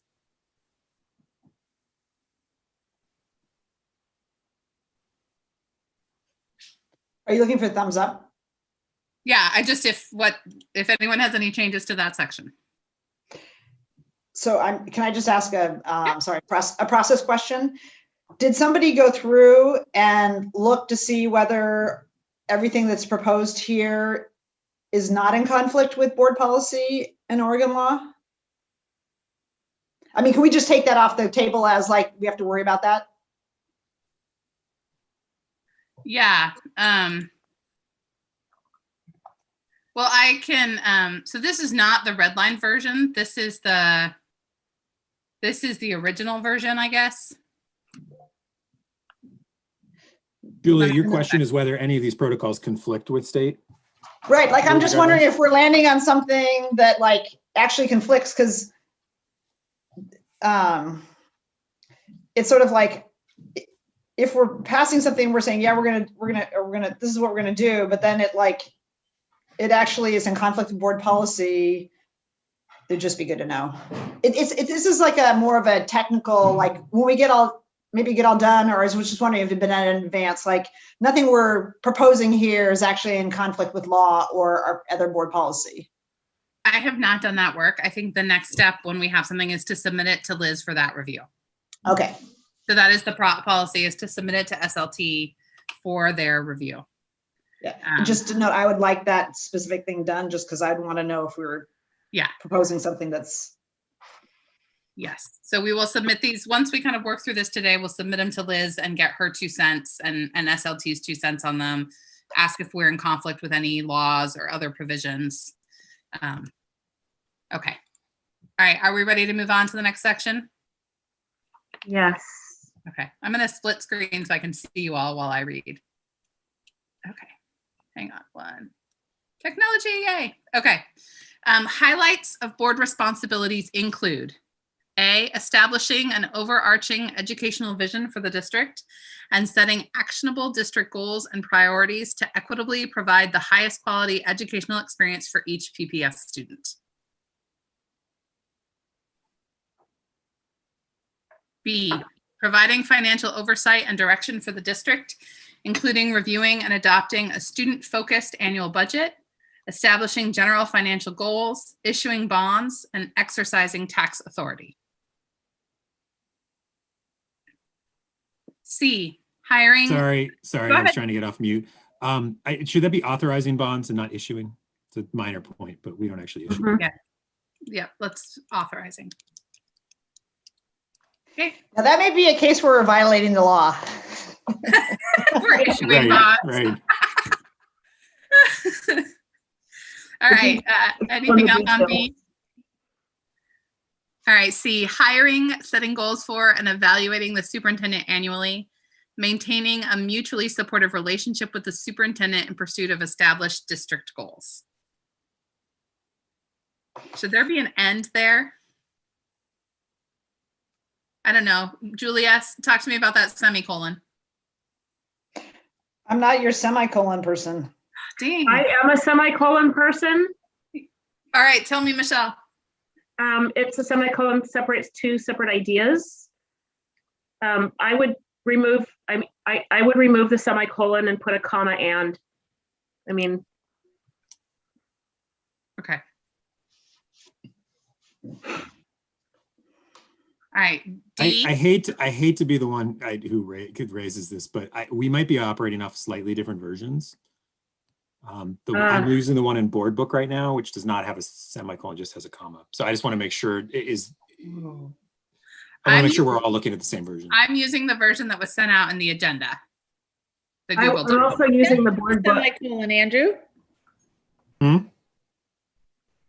That's so weird, Andrew, because I printed this one from the board books and mine has a semicolon. It does have it in board books after annually. C after annually has a semicolon. Oh, yes. I'm sorry. I thought you were saying semicolon at the end of C. Gosh, this conversation has already taken too long. Sorry. I will say on D, there shouldn't be a period. There should be a comma. Yes, My husband just walked through the room right at that second, which is really kind of embarrassing. Like our work is slightly more substantive than that snippet right there. Semicolons. All right, are we ready to move on to D? Focusing on policymaking, goal setting, monitoring, and evaluation to further the goals and priorities.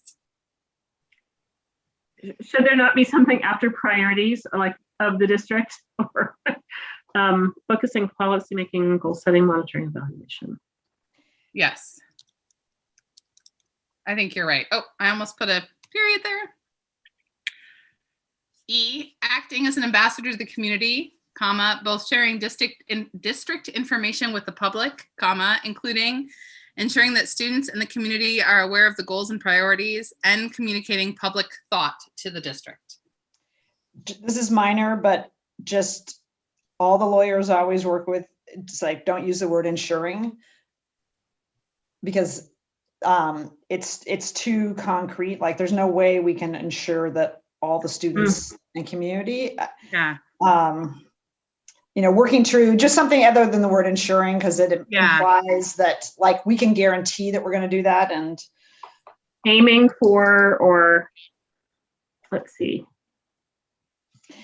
No. I don't feel strongly about what word it is. It just shouldn't be something that implies a guarantee that something obviously we can't guarantee. Working to make students in the community aware of the goals and priorities. Sure.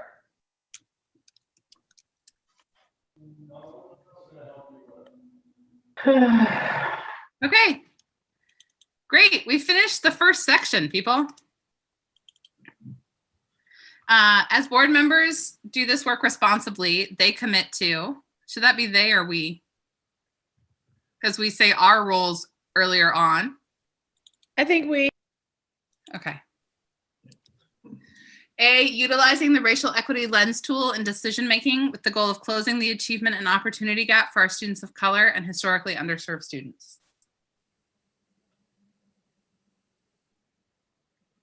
B, respecting the role of the superintendent as the manager of the district, which includes sole authority over directing employees in district and school matters. I see an error with a comma there at C. I'll fix that. Making decisions as a whole board only at public meetings. And I'll capitalize individual.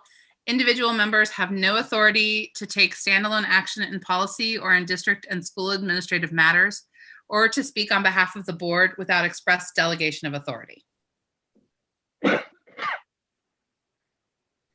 D, complying with board policies, understanding our fiduciary responsibilities, and being aware that our actions at all times reflect on the integrity, reputation, and functionality of PPS. Should that be the district? Because everywhere else it's the district.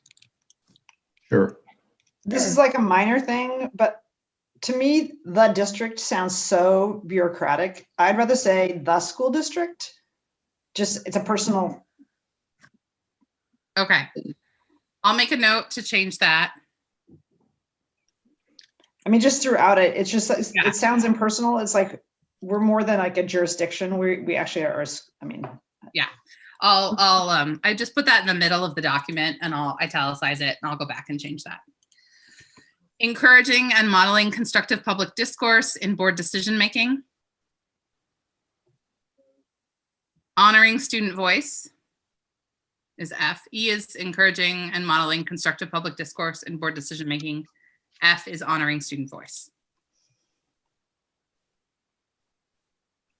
All right, practices of the Board of Education, area 2, priority setting and board and student evaluation. A, priority setting.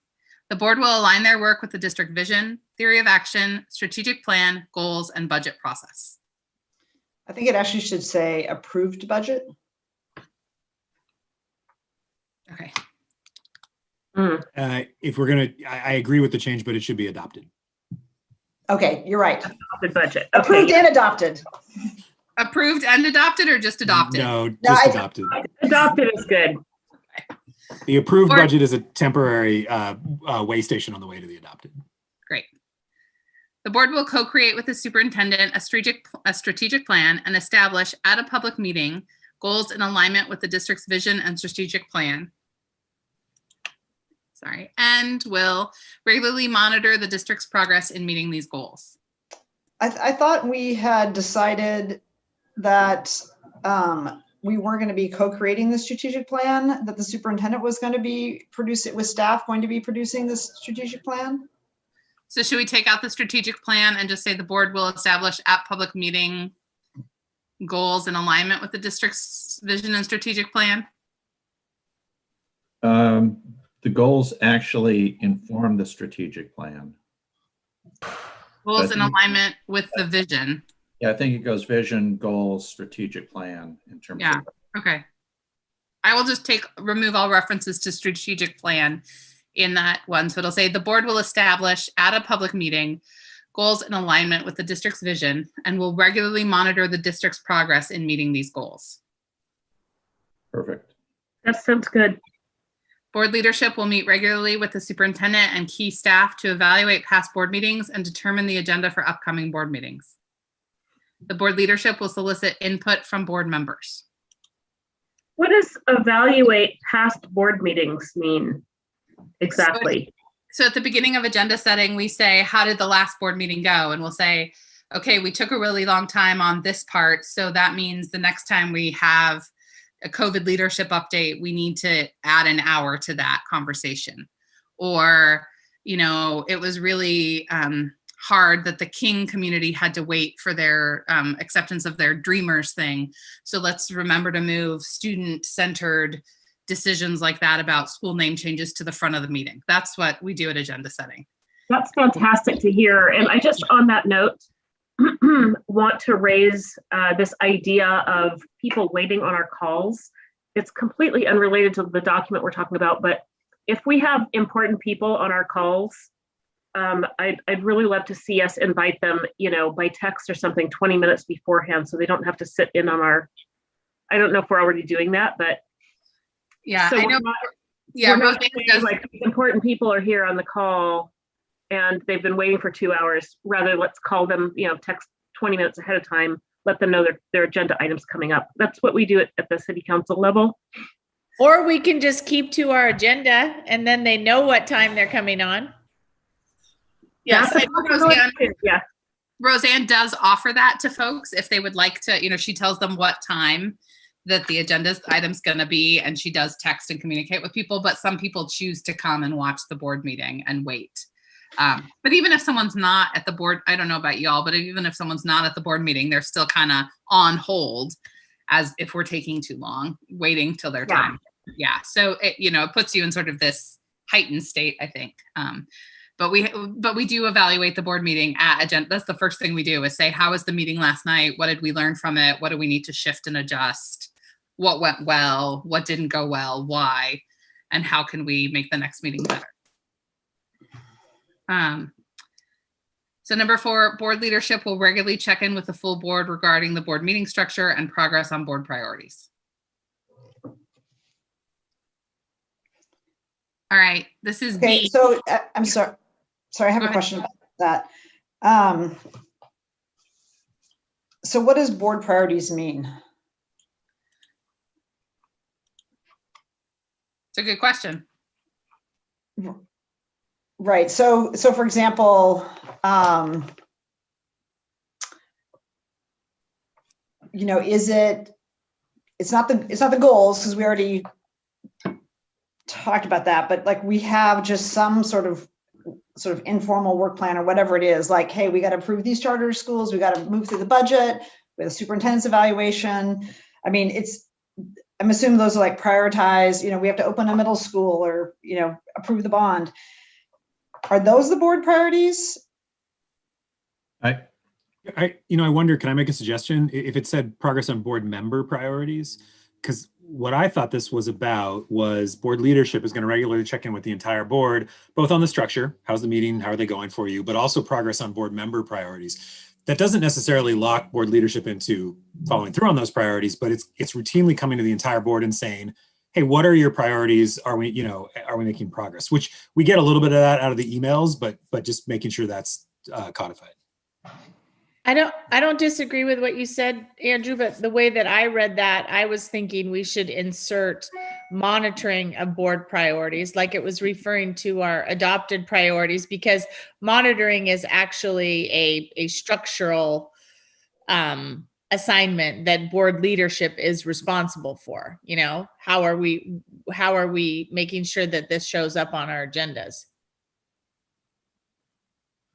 Kind of a mechanical. Hey, guys. So that's what I thought that was kind of talking about. I have to step away for just 2 or 3 minutes, but I think it's the whole board priorities is what I was thinking it was.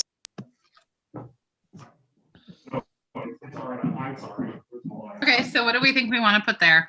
How do we want to articulate this? I mean, we could do both, find a way to articulate both the full board priorities and board member priorities. But so, I thought you said we don't know what full board priorities are. I mean, we haven't adopted it. I think board goals should be, instead of, board goals, because we've all adopted those and we know what those are. And I like the board member priorities because that makes it a little less informal. We all have monitoring board goals and addressing individual board member priorities. Good. That's good. All right, I'm going to take out one of the ands there so we don't have all the ands and add some commas. I would give I think a great example of this is, Michelle, your work around this priority of making our leadership process more equitable, right? That's a priority that you've had, that, leadership is trying to make sure that we're addressing that and creating space for that, right? Like that as people elevate things that they notice and think we need to work on, that there's space to have that be addressed. Absolutely, yes. And school reopening is, right. We haven't adopted that as a formal priority, but it's a priority. Yeah. So making sure we get good information flow around that. Yes. I'm excited for Tuesday when we get the middle school hybrid update. So everyone who's watching now, watch on Tuesday for that good news. All right. B, board professional development and evaluation. 1, the board will self-assess its performance at least annually. Board leadership will regularly evaluate board meetings and work sessions. All board members are encouraged to provide feedback to the board leadership to improve the board's performance. The board leadership will annually set expectations and priorities for board professional development. Board leadership will annually review the board office budget to ensure that there are sufficient funds to support the board's professional development.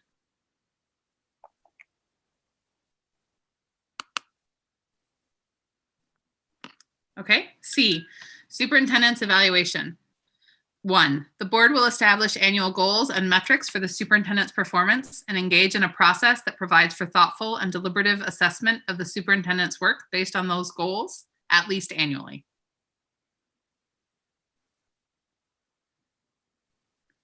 2, the board will check in with the superintendent at the mid-year point to collaboratively assess progress towards achieving district goals, identify any barriers to success, and make course corrections as necessary. That is not something we have done this year. Yeah, I was just wondering about that too. And one of the things that we added into the evaluation this year was this. We lined out that we would like to see an increase in teachers of color, and it would be great to get an update on the activities. I know it's such a weird year to ask for anything extra. But I think we need to keep our values. But I think I'm guessing last year that was in the superintendent's preface to the budget. And I think if it's not addressed there, then we should find another venue to address it. But I'm guessing it shows up there. Yeah, I'm saying I'd like to make sure we get an update on it though. So we actually, we've already stated that it's an important goal, and now we need to kind of know where we are at progress against a goal. Which I imagine would just be a very brief update on the activities to date that have happened around that goal.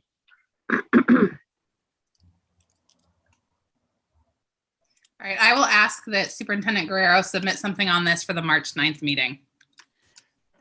Ailey, I'm okay with this one as a concept. I do think we as a board need to recognize if we're going to do this, we should do it formally. I mean, we should do this in a work session or, at our meeting, and it is time. I mean, we have a hard time getting the evaluation done. I also don't want to I want to make sure anything we're asking the superintendent to do has added value.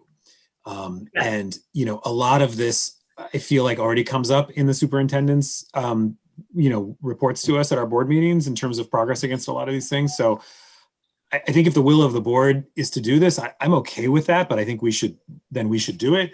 But I also kind of want to put on the table whether we think this is necessary, given we generally establish goals by the end of, August and do his evaluation in June. It's been a moot point in the past because we were so late in the evaluation cycle that we couldn't do it, but now we could. So is this something we want to take off of our protocols?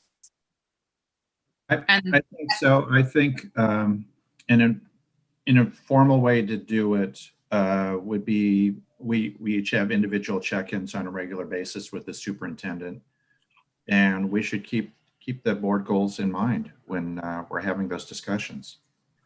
Do you mind putting it back in? I think that, you're right. We do get really thorough, I really appreciate the updates that we get every other week.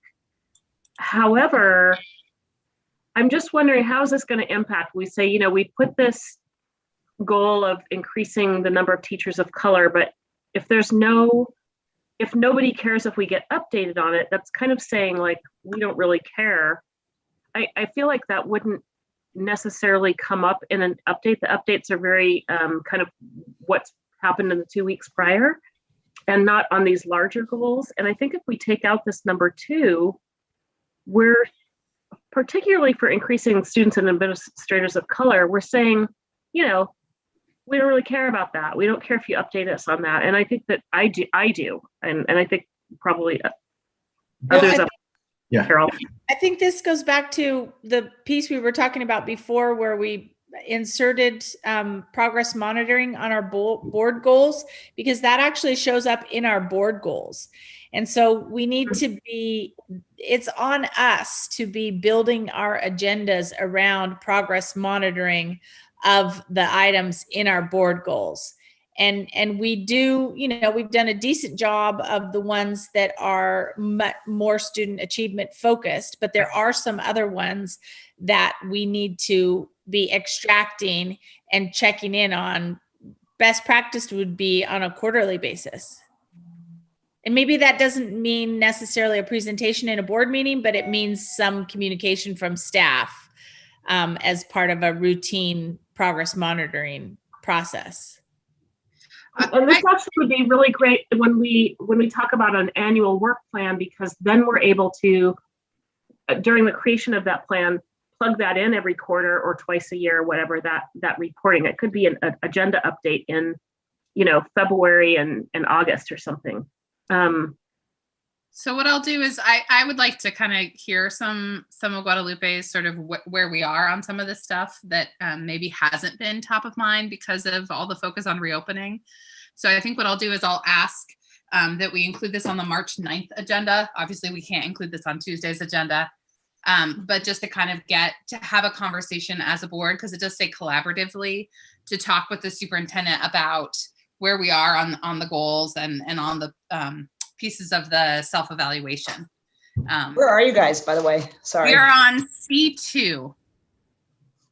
So Roman We numeral. almost removed, by the way, when you were gone. It disappeared for a moment. Yeah, we removed it and then we put it back. So I think it's good to have, I think it's good to have it as a way to hold us and the superintendent accountable to focusing on our goals. So, and I'll go ahead and ask that we do that for the March 9th meeting.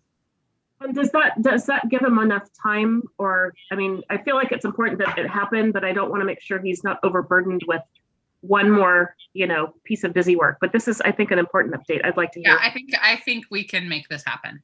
And if he raises, or Roseanne raises massive concerns about it getting it done by the 9th, we can do it at the meeting on the 23rd, or whatever the March meeting is, the second March meeting. I think it's the 30th. So we'll do it sometime at one of the March meetings, have a check-in. It's not as formal. It's a check-in to collaboratively assess. So I think it's a conversation about our district goals. Yeah, absolutely. A progress against the goal. Right. Kind of a point in time. Okay. Yeah. Point in time. I want to go back to Amy's point that quarterly is best practice. And this point too, I mean, this year is a weird year again. But what's our regular practice that we want? And if quarterly is best practice, then this should say quarterly. Well, the problem is if you don't do it quarterly, then you just have a mid-year and then the end of the year, which is summative, and it seemed better to have formatives. And it's also an opportunity, I think, for the superintendent to raise issues. It's not just us like raising issues with the superintendent, but like in a much more regular check-in. And I find if you have the check-in, like if everything's fine, it's a short check-in. If they're on one side or the other, it requires a bigger discussion. You've got a placeholder on the calendar. But if this is addressing how are we doing on board goals, which is a collaborative effort between the board and the superintendent, and quarterly is best practice, then should this say mid-year? Should this say quarterly? Or is the first quarter we re-up the goals? Although, if COVID hadn't hit, we would be in year 2 of a 3-year goal. So we'd already have that in place, but we'd be on a cycle then to do that kind of quarterly best practice examination of the goals.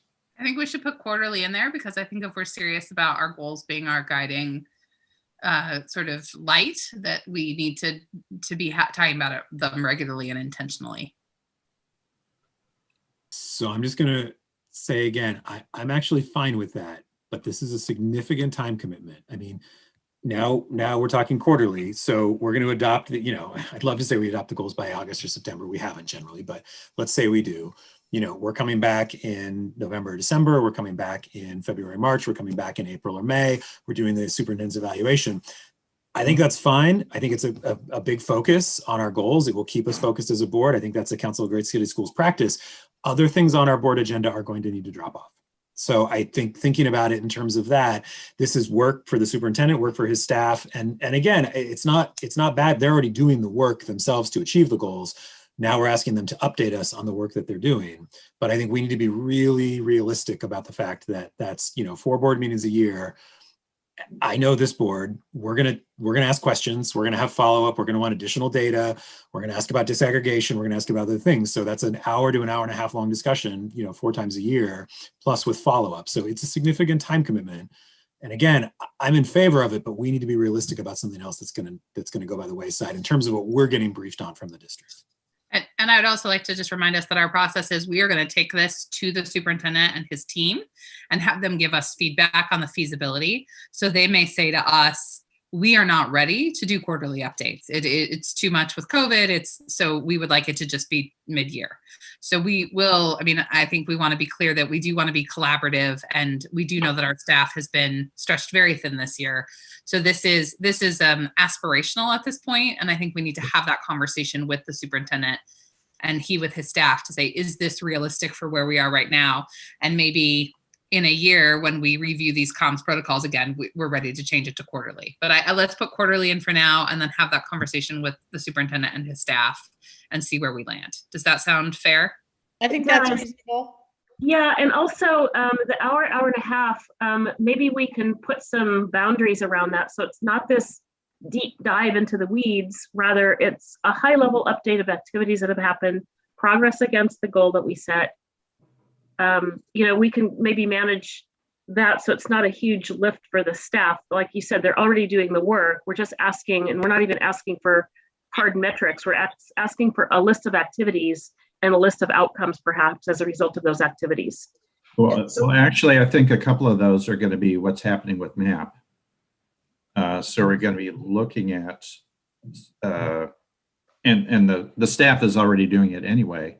It's just going to be sharing a high level look at what are the MAP results as we go through the year, to indicate what kind of progress we're making along those.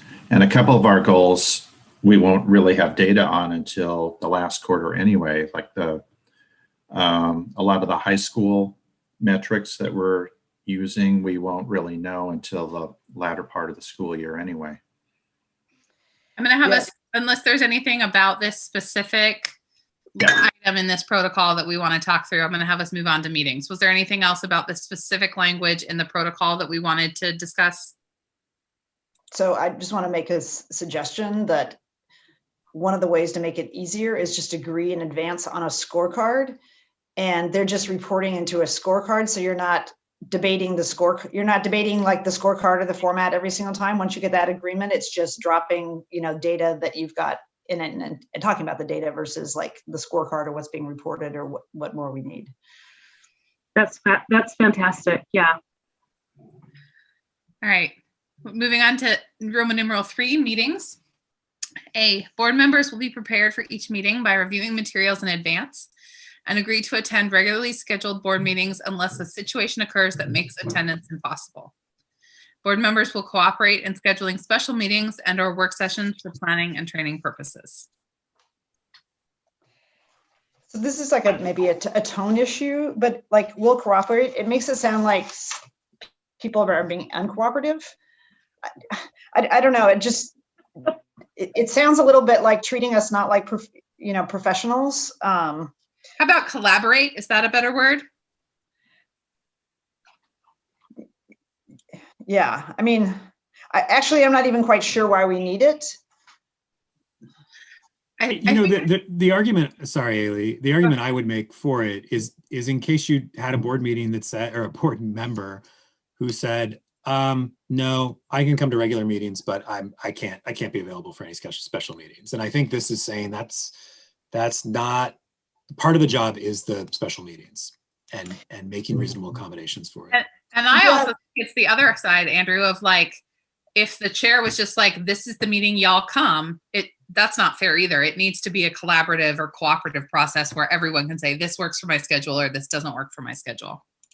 Yeah, well, it's accommodating the person that has a full-time job or maybe a life outside of Portland Public Schools. And I think that's good. Yeah, actually, maybe my issue is, because it does sound a little bit collaborative, is because we don't have like a master calendar. It's just like we get requests, and this isn't anything negative, but it's like, hey, we need to have a meeting. It's like, oh, I wouldn't have agreed to that meeting if I would have known we were going to have like 2 others. So, and maybe this is just a logistics thing, and I don't want to seem like, hey, I'm being uncooperative, but it's just because I don't have visibility to like the bigger calendar. like I say, I don't want to seem uncooperative, but also sometimes it's just like, hey, I already booked 3 meetings this week and I can't add another evening meeting. And I think it's okay to say no. I'm not available any of those times. I mean, I think Okay. that's your piece. And I like collaborative, like working collaborative. Maybe it's like board members and board office staff will collaborate on scheduling special meetings and work sessions for planning, because that's what happens. I mean, I think that's a good way to say it. I like that too. okay, and they are super collaborative. they're amazing. Okay, and Yes. can we add, we promise not to make Roseanne and Kara's life hell? Yeah, That's, I'm gonna. Yeah, that would be A1. I'm concerned about that too. yeah. And I took out the planning and training because sometimes it's an executive session, sometimes it's a complaint. So I just put special meetings and or work sessions. Okay. Yeah, I think like any meeting of the board. I mean, Yeah. we should be collaboratively trying to make it work. B, the times allotted at board meetings for each agenda item are estimates and are to be used as a guideline by the chair in managing the meeting. However, there are not specific end times. Why is that necessary? I don't love that one. I don't understand why that's in there, really. We can delete Well, it. I actually think it's a good thing, because like community members might look at it, or board members like, hey, this was supposed to happen at like 8, like it says right here, it's going to happen at 8 o'clock and it, happened at 9, or, I mean, I think that's a Kind good of our qualifier. agreement for ourselves. Which is what this is. I mean, these protocols are sort of our agreement of how we're going to show up, and we're going to try to stick to time. But we've had several substantive discussions that needed more time than what, and the agenda is just Roseanne and I doing our best guess of how long we think something's going to take. And we get it wrong more than we get it right, because, it's trying to balance all the things. So I think I like having that in there just because it's very clear that the agenda is the guide, but we're not inflexible around those times. Can I throw? You're thinking about something, I can tell. Go ahead. No, Julia had a thought as well. I was just gonna say, having been a board chair, I think it's really important because it just like sets expectations like, hey, we're going to try, but there's sometimes good reasons why we don't stick to the schedule. And then it's sort of like, then people don't like file a complaint, or board members, like it said right here, it's going to be this time. And I think we'll prioritize a time over getting something right, or allowing representation or voice to something that maybe Ailey and Roseanne hadn't anticipated. So Julia, you're arguing to keep it in, right? Yeah, I would keep it in. Yeah, I'm fine keeping it. This is a related, and we don't need to discuss it, but a tool we could talk about incorporating would be time certains for certain agenda items. That's something the city of Portland uses somewhat well. And what that generally means in that context is that the item won't happen before that time, right? But you can also use it in a way that says, look, if we've got key items that we know a lot of community interest is, that's a time certain our agenda. And whether we are finished with the other items before or not, we're going to pause those other items, move to that time certain, do that time certain. You generally don't want to have more than one of those, because then you can run up against 2 different time certains. But it is a way, if we're doing, talking about, Rosa Parks scheduling or other really important things that the community cares about, you give that certainty so people aren't waiting for 2 hours while we finish a different conversation. So I'll just throw that out as a potential future idea. Yeah, the legislature does that as well on big bills. I love that idea, and I'll bring that up at agenda setting. That's great. That is great. Years ago, I showed up for public comment at like 8 o'clock when it was scheduled, to find out they'd done it at 7. Oh, yeah, so that's not cool. I was denied the opportunity, which I believe is illegal. I found out later, but there you go. It's Well, also, you know how to file a complaint, Scott. it's not just illegal, it's like crazy making. Yeah. I So know. All right, let's move on. if we can take care of I like keeping it in, thanks. I talked to the board co-chair, but Julia would not. All right. Board members agree to strive to start and end meetings on time. I was less experienced then, Scott. It was not you. C, board members agree to strive to start and end meetings on time. I have a track record in this area. Yes, that's Yeah. good. You do. You're setting the standard there, Michelle. D, board members agree to uphold the legal requirement for confidentiality on all matters arising from board executive sessions and any other confidential communications or information. I feel like that maybe needs to be higher up on the meeting thing. Maybe that needs to be B, because that seems pretty important, more important than starting the meeting on time. Does that make sense? Yeah. And I think what's unspoken about this, this whole process that we're engaged in is it's our tool for holding one another accountable. Right. And I think the reason that we're doing this is because we haven't had that before, and we have had significant breaches and yet no ability to hold one another accountable. Not necessarily this constellation of board members, but yeah. So there's that kind of like, I also find this as a brand new board member, this would have been super helpful.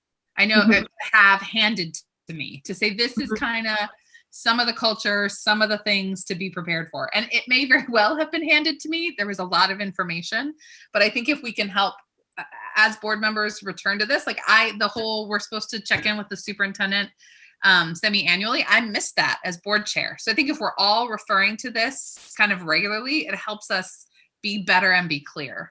So I like it for not just the holding one another accountable, but also learning how to be a good board member myself. The only reason I wouldn't move this one up any is because I think the vast majority of our work is transparent and public and is intentionally that way. This is really referring to a very narrow strip. I don't want to highlight this for the public to be like, wait, what's all this confidential stuff that they're hiding? The reality is almost everything we do is fully transparent, open, public record. There are a very small number of things, legal issues, around real estate or, disciplinary actions or student records that we do have to hold in confidence and by law.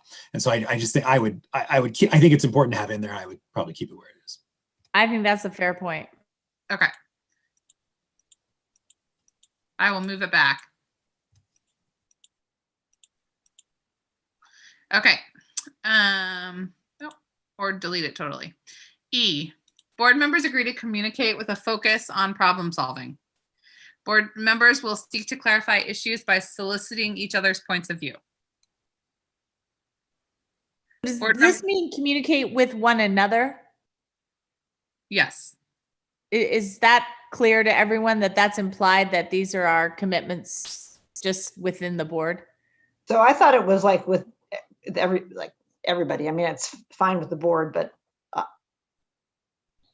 it seems like, what section is this under? This is under meetings 3,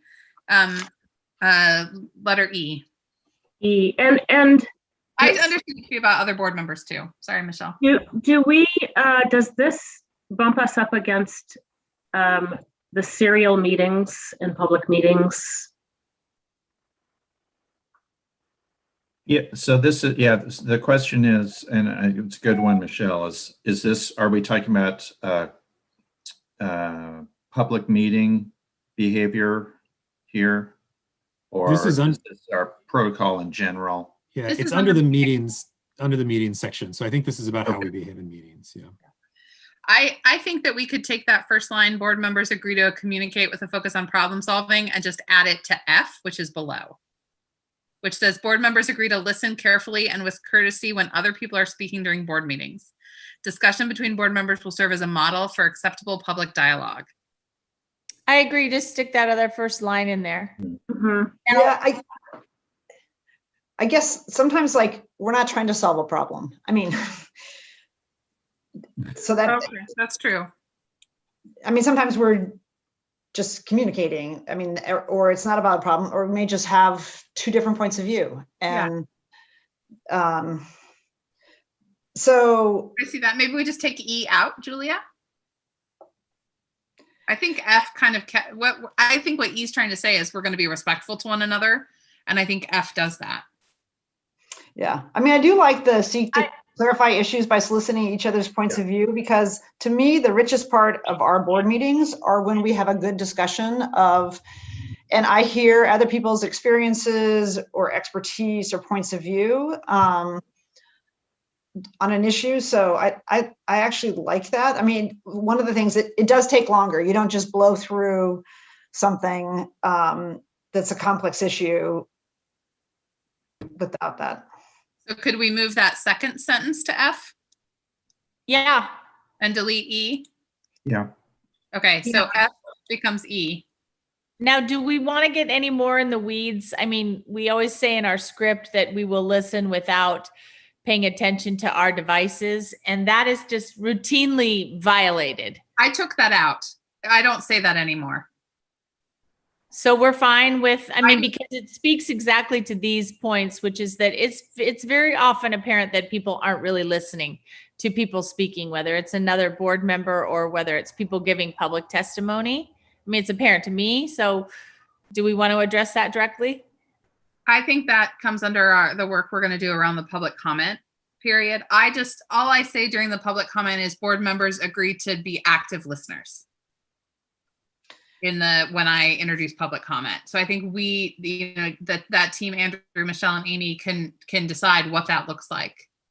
I mean, it's interesting because I am looking forward to at some point having this conversation about public comment, because in our first year, when we were doing a lot of the stuff around Pioneer and Access, and Guadalupe a lot of times takes notes during public comment. I do as well, or I'm looking something up related to what they're saying. But a lot of times just, writing notes about what's happening, or just a reminder for me to check on something that comes up in public comment. And I know that Guadalupe, there was some criticism, like, you're not paying attention, but he was like writing notes. And so at one point, part of the, his response was, I'm taking notes. Like, I'm not going to provide a response here, but I'm noting what the concerns are. So part of it may be like everybody actively listens in a different way. Again, I'm like so paper and like, things in writing, I put it in my files, that I do think, it's hard for when the public's looking at this blank, the dais or a screen of like, hey, they all look differently of how they're listening. And so that's why I'm interested about like how we're going to acknowledge people's comments, because we listen in different ways and we use the information in different ways. And I want to add to that too. There's, I know that I have processing errors. I know that knitting, like the Waldorf school, gives kids a little ball of clay to just, do this all day with. And some people doodle. Some people have these tactile ways of getting through information, processing it, and to respect, some people pet their cats, So yeah, I feel like, Julia, that's really important to acknowledge that we do need to be actively listening.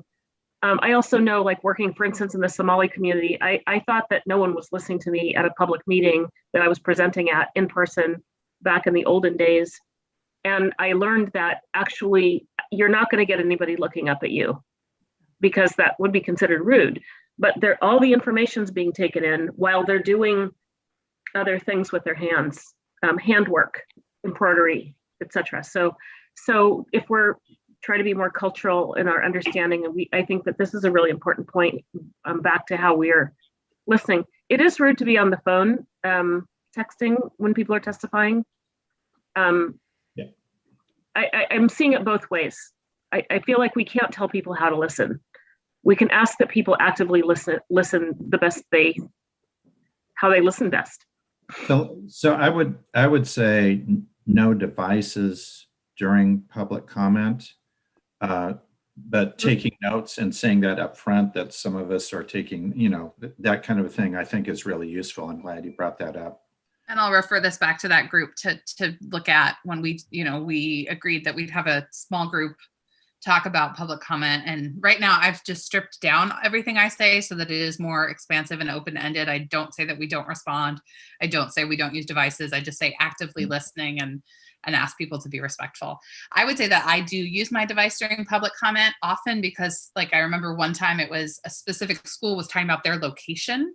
and stuff happening with their location. And I had no idea where that school was located, and like south, north, east, west. Like I had never heard of the school before. So I was Googling, like, where is it located? And sometimes like during the Creston conversation and some of that public testimony, I was Googling boundaries and stuff. So I do use my device to help me better understand what people are talking about sometimes when I don't know something. So I do think that group, I mean, I think we've got Amy, Andrew, and Michelle with different perspectives on this that can help us really think about that piece of how we as a board show up in meetings around public comment. I mean, it's interesting because I think we're one of the few public entities that hasn't moved to like people just having their laptops open in front of them. And you know, now that we've moved to the board book, are we all just going to have laptops? And, you know, I'd be interested in like how the city and the legislature and everybody else, the public officials who have, well, I guess legislature doesn't have public comment, but like the city does, county commissions do, and they all have laptops, and kind of what's the protocol? Yeah, I think that's a really, really important conversation to have around public comment, especially. Because we don't necessarily need to have board books open during public comment, but sometimes people have submitted written comment. And like with our student the other night, when it was hard to hear them, if they had written comment up, we could have read that and followed along. So I think it's going to be nuanced how we do that with public comment.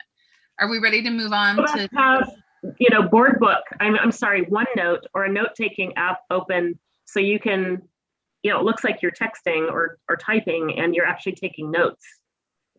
Yeah, so I think having some kind of announcement ahead of time on that would just clarify that we're not watching the Blazers.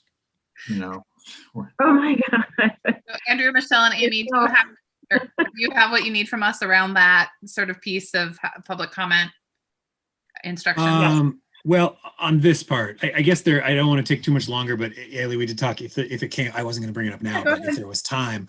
I mean, I think the key thing around that issue was, do we want to allow any time to either respond or ask questions? And, you know, I will tell you, I'm of very mixed minds on this.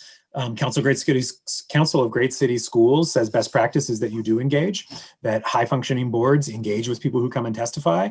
And, you know, and that's a symbol of success. I think that opens up a whole Pandora's box, right? Of well, what if someone testifies and you don't engage with them? That I mean, you didn't care and you engage with somebody else, and why would you do that? And also, again, I won't ascribe this to anybody here, but I have seen, you know, elected officials use those moments for, you know, self-aggrandizement, for make political points, right? To sort of go down that road. So I think we open up a dangerous box when we go down that road. On the other hand, sitting there stoically and silently while people testify is horrible. It is just so anti-human nature to just, you know, someone's testifying something that's very emotional or impactful to them, and we just sit there and they finish and we sit there quietly because we're required to, is just absurd. So I'm hoping we can find a middle ground. We've started to do much more thank yous, which I think is good. I think that's something the board should regularly do. I think individual board members should feel free to thank people verbally. I might take an additional step, which is that if people had a clarifying question of the person testifying, you know, to potentially allow that. But again, I want to make sure we were somewhat careful about what those questions are, that we're not starting a dialogue, because that could take a lot of time. But, you know, if there was some sort of clarifying question, is there a way to go down that road? So Andrew, so those are the thoughts in my mind. Yeah, what I'm going to ask is that you and Michelle and Amy find some time to kind of think through that, talk through that, and bring some ideas and bring this conversation to our April meeting, so that we can kind of have this robust discussion. So I want to make sure we have time for our ethics statement, and I know that Amy has to leave. So I'd like us to get through, we've only got a few more protocols on this page, and then we have a whole nother page of protocols. So I would really love for us to be able to get through this today, and then get to our ethics statement if we can turn public comment over to you three to have some ideas ready for our next meeting. Does that work? We'll do some work on this and be ready for our next retreat. Great, thank you. It's really, you know, I think, you know, all of us are busy. And so, you know, it's hard to get to everything before each retreat. All right, we'll move on to G. Board members are expected to cast a vote on all matters except when a conflict of interest arises. Obviously, an abstention can happen, right? I think we need to take this out because abstentions are still votes. I think actually it's important because it's saying you have to vote. Even if you're going to abstain, you have to vote. Okay. Yeah, I agree. That's a pretty basic, although I'm a little bit surprised that an abstention counts as a vote, because in the legislature, you can't abstain. So I'm curious, Andrew, is in the city, is an abstention allowed? Is that counted as a vote? Oh, I believe so. Now I'm not sure. I know at Metro is, well, you know what? I would have to double check. I will tell you, I find it strange that they don't allow legislators to abstain. I think that's a very bizarre practice. I think an abstention is an important moment. You're still voting, but you're not weighing in yes or no, you're abstaining. And there are lots of reasons why you might want to do that, but I think it should still count. Yeah. And I think we saw people effectively do that at the board leadership vote last time and use those abstentions to do what they needed to do. I'm going to put in italics questions about abstentions. Do they count as a vote for Liz? This seems like a place we need to have some confirmation from her. Because for what it's worth, they used to not. And I know 20 years have passed, but it used to be like the legal ruling was you had to vote. If you were present, you had to vote. And that's how people in the legislature, they get excused. If they're like not wanting to vote on something, they get an excused absence, or just show up as unexcused and are off the floor. But if you're on the floor, you have to vote. Okay, well, I'll ask Liz about that. And I think I do too agree abstentions are important, and I think we need to be able to have that option. So we may need to rewrite this one to reflect that. All right, H, if they miss a meeting, board members and leadership team staff agree to review the video of that meeting to remain current on the board and district's work. I, all board meetings will be videotaped, rebroadcast, and archived on the PPS website. And that's not really, I don't know that that's a board agreement. Do we need to have that? Or is that just an understanding to know that things are public? Yeah, it's not a board agreement. Yeah, I don't think we need that. We don't have anything to do with that. Okay, so we've got committee protocols, and then we'll take a little break, and then we'll come back for comms protocols. Okay, so I'm in the wrong place, I think. So this is what section are we on? This is the Portland Public Schools School Board Retreat. This is page 3 of the Portland Public Schools Board and Superintendent Staff Expectations and Operating Protocols. So this is the very last section on that. Above it is a note that says page numbers. There's no page numbers. There are no page numbers on Google Doc. So it's page 3. It's the 3rd page of the Google Doc. But we're moving into section 4. Is that right? Moving into section 4. Okay. Yes, which should really be section 5 because section 4 was removed. Or this is actually section 6, not section 4, because section 4 and 5 were removed. So it's section very 6. I should have put the sections back together before I sent these out to you. I apologize. It's section 6. Committee protocols. At the beginning of each academic year, board leadership determines the committee structure and appoints membership and leadership of each committee. Committees act on behalf of the full board and are intended to provide a mechanism for deeper monitoring and analysis of complicated issues. Committees are expected to keep the full board apprised of important issues under their purview and produce recommendations for action to be considered for adoption. Yeah, so the only thing I would say, and I think we should take this one offline just to keep moving, is when you have a committee and there's only one that has community members on, which is the audit committee. And if something's coming as a recommendation to the board, how we want to handle community members' engagement. I don't think we should discuss it now because it's one committee and it's not a major issue, but I just think we should talk about that because also this language is in conflict with board policy because board leadership does not determine committee structure. The board as a whole does. Board leadership only has the authority to appoint members to committees, and we've tripped up on that before. Okay, so let's at the beginning of each academic year, board leadership appoints membership and leadership of each committee. Yes. Okay. So well, I guess board, we can choose to include or not include something here that says that, you know, annually the board reevaluates its committee structure. I mean, we don't have to. I'm not following, Amy. Are you saying what is it that the board leadership does and doesn't have authority to do? Does not have the authority to create a committee structure, but only has the authority to appoint members to committees. The board as a whole determines how to organize the work and what committees to have. So the board determines which committees exist and board leadership appoints the chair and members of those committees. Correct. Thank you. Yeah. So I guess one of the things is if we have something in policy, do we need to have it here? Is kind of a question I would have. I mean, we certainly shouldn't have something that's in policy that's in conflict with this, but do we need things that are already in policy? I mean, to Ailey, to your point, when you first sat down as a board member, like you get, here are the policies relating to the board probably, and the superintendent, which are the most important ones to start with. And then here are, the operating protocols that the previous board, has approved that you're going to be asked to support. But the question is, do we need to duplicate things that are in the policy in here?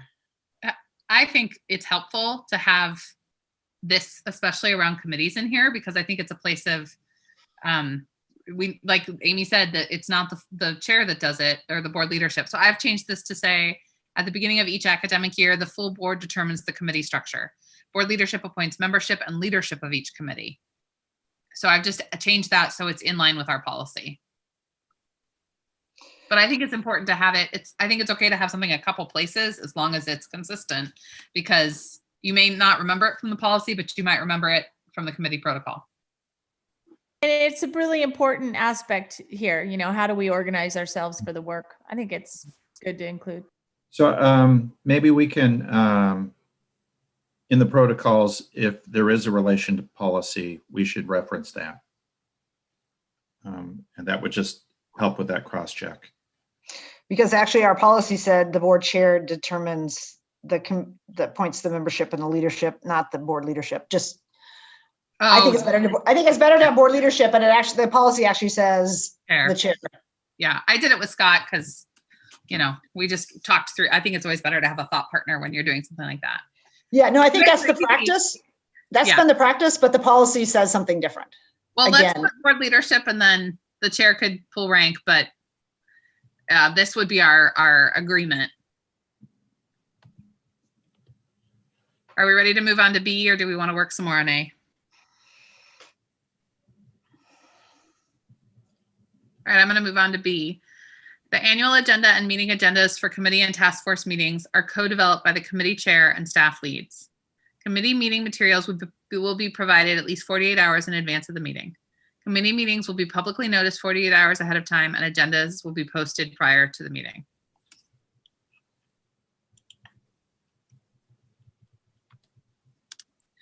Recommendations coming, this is C, not B. Recommendations coming from a committee are referenced in staff or committee chair reports for discussion items and resolution for action items before the full board.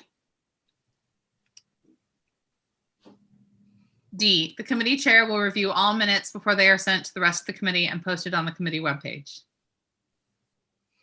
E, all committee meetings will be audio recorded for record keeping purposes and are available upon request.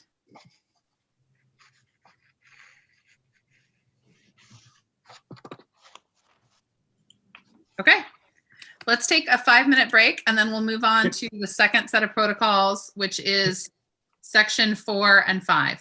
Yeah. Hey, Ailey, are we losing Amy? We're losing Amy at 2:30. Oh, half hour. Can we take a 5-minute break though? I need a break. Let's take a 5-minute break. We'll be back at 2:10. And then do we want to move on to the ethics statement and then come back to these comm protocols? Andrew, is that what you're suggesting? No. Okay. Hey, you guys, I'm sorry I've been in and out. I really apologize, but I just got my internet back working, so I had to. It's been fun to watch you walking with your background. It's hilarious. All right, 5 Roman numeral 4, communication. Do we want me to continue reading through, or do we want as a board to just read this document and come back with any notes? What's your druthers about what seems most effective?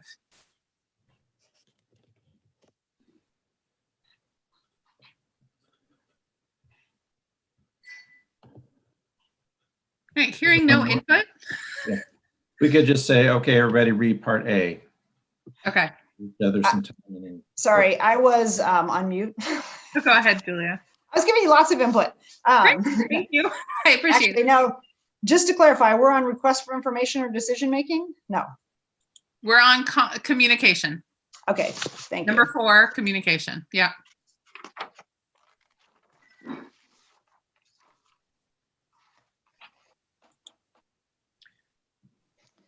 Okay, everybody, let's just, let's have, I was trying to read them so that they were public. So it just takes up a lot of time for me to read them and then us to discuss each one. What do you all want to do? Kara? Chair Lally, they are posted on Board Book for the public to reference. Great. So let's just have us read A and then discuss.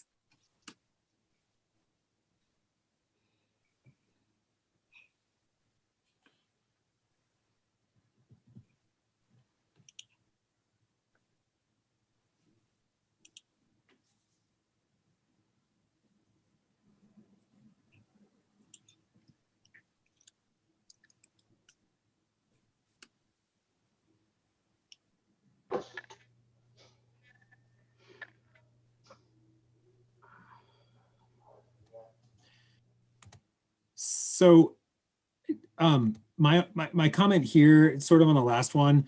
I mean, I guess it's probably fine because it's somewhat aspirational, but, or the last part of A, recognizing the board members have full-time, and actually, I'm not even sure. I mean, I'm not sure you need that part because I think board members are busy, whether they're, you know, working or not, can be. Staff will take into account that board members need adequate time to review materials before a board meeting, work session, or executive session, and that materials should not arrive or be changed late in the process. I mean, I think that's something we should strive for. I think there will be times when things change late in the process. So it's sort of, for me, it's a, and I guess I would say it should be aspirational that it should happen, but often the reason it changes is because of some board comments or board influence, right? Which we play a significant role in that. And the other thing I would say is we don't adequately staff our central office in order to meet the demands of the board and the timelines we put on them. So there's a little bit of a, you know, we're unwilling to dedicate the resources, or at least historically have been unwilling to dedicate the resources boards have been, and yet we're requiring this, you know, this very high level of, you know, nothing's going to change at the last minute. So I don't have a fix for it. It kind of bugged me a little bit. Yeah, so I would say I would ask the staff, like, what is it they would need? Because I don't know that like we've made a decision we're going to short staff people so that we don't have the information. I guess what I'm concerned about is we get something at 2 o'clock in the afternoon, and if you have an afternoon full of meetings and you open it up and, you know, trying to track where there's been changes, and, you know, not just board members also, but community members who may want to comment, especially if we're voting on something and it's not apparent that it's changed. So Andrew, I'm with you that, like, it's aspirations that it does sometimes happen, and happen for a good reason. But I think we should aspire to not have changes. And if we do have changes, like, what's the mechanism that, you know, do we get, you know, an email or a text that says note agenda change or wording change or something? Same thing with, and then, you know, get it posted right away. Because it becomes only though, you know, unless you're paying attention, like sitting at your computer just watching for it, you potentially can be unprepared for the meeting, or community members may miss the opportunity to, you know, weigh in on something. I think we've had this conversation a number of times as we've discussed this, that the need for materials in a timely fashion, Julia, I think that's really important, and you've made that point multiple times. I would say, Andrew, that should is not shall. So should is aspirational. If we said, and that materials shall not arrive or be changed late, that's, you know, more, this is how it has to be. But should is what we best hope for. So yeah, that's why I like that. I do want to say that I made 2 changes to this section. I changed the end of the second paragraph to not end in the word in. So I changed it to a public meeting in which the board is participating. And I deleted the extra, there was an extra period. So I just made a couple of Scribner's changes in there to how do people in this last paragraph feel about removing everything before board member about halfway through? So recognizing board members have full-time professional responsibilities in addition to their board service, staff will take into account that taking all that out. So what it says is board members need adequate time to review materials before a board meeting, work session, or executive session. And you can take out that as well. And materials should not arrive or be changed late in the process. Agree. I agree, because we don't need to make excuses for why. And that way, for me, it also doesn't, I think you're right. Should is aspirational. I'm fine with that. I agree with Julia 100%. Nothing is worse than getting this stuff late on a Tuesday. What I like is taking out sort of the staff reference, because again, in my mind, over the last year and a half, the majority of late changes have been board-driven changes that people are still finagling something at the last minute. So this way, it sort of applies to everybody. You should try and avoid this as much as possible. Hey, and just offline, this is a not to be in here, but maybe we could think of some way that like we get the mechanism of something that's going to be changed. Like we just get a text and it starts with a change in agenda item, whatever. So that when they do inevitably, stuff happens, because it does happen, that we just have a way of knowing it, not like we have to go through, because sometimes we have 100 emails that came in and then finding the one that's relevant to something we're voting on. So maybe there's some mechanism we can figure out with Kara and Roseanne when that happens. There's like a memo function in board books we can use, and then everyone knows to. So I think that's a good conversation. Of the next step is, I think we can talk to Roseanne. I know she's watching, and I know Kara is here, about when there is a change, what's our mechanism for communicating that change? Mm-hmm. So we'll ask them to work with that on us. Are we ready to move on to B? Okay, I'm fine with this whole page, with the exception of A, and I'm not going to go. I'm happy to have a conversation with board leadership and the general counsel, but I have a privileged reason for wanting to change A, and I would change it to board members are encouraged to communicate directly, and then board members should or are encouraged to copy the superintendent, and I'm happy to share that reasoning offline.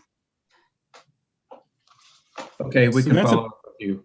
Well, that's a pretty big change, though. Yeah, and I want to be respectful of, because obviously it's something that you don't want to discuss here, but.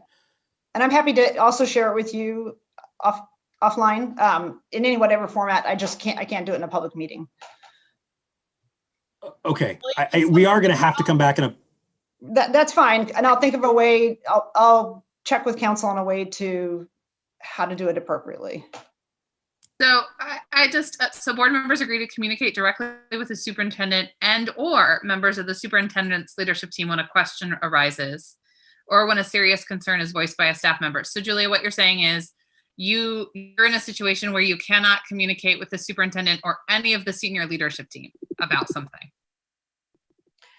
I'm happy to discuss it in more detail later. Because I think it's there's lots of other people beside the superintendent that can be communicated with. So I'm not understanding why there wouldn't be at least one person in that constellation that the communication could go through.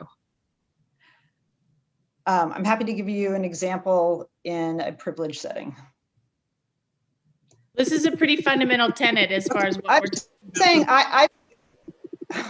I've been through a whole host of legal proceedings in which I want to be very careful about what right. we agree to. And again, I'm happy to talk to any board member offline or. Right. And Julia, would it be sufficient to delete the part about copying the superintendent and just copy the board manager on emails to the superintendent's leadership team? Oh, I'm sorry. Go ahead. That should be, although there may be cases, again, where that's not. I mean, like personally, I copy Roseanne on almost everything except for something related to the oversight of the superintendent. So that should be okay, but I have a very specific issue that I have a concern about, but so tentatively put brackets around that, and that probably works. So I agree with Amy that this for me is pretty fundamental, that as board members, we directly communicate with, the folks we're working with on the leadership team. I think, I know that when I was on CBRC, I would sometimes directly communicate with CBRC staff that were staffing CBRC about something that was coming up and not CC Guadalupe on that. So I think, but I think the majority of our questions and communication should be with senior leadership and not with other staff unless we're working with them on committees. I mean, I think that's kind of the fundamental piece of this policy. Amy, is that what you were saying? Because you said this was kind of a fundamental tenet of communications. You're muted, Amy. Sorry. Yes, I agree with what you said, but also just that this is a fundamental tenet of this whole piece of work that we're talking about adopting. And so if we're not able to discuss potential changes in a public meeting, I don't know, that totally undermines the foundation of the work that we're trying to do here. It doesn't undermine it. And I don't think any staff people would say that there's, they don't hear from me.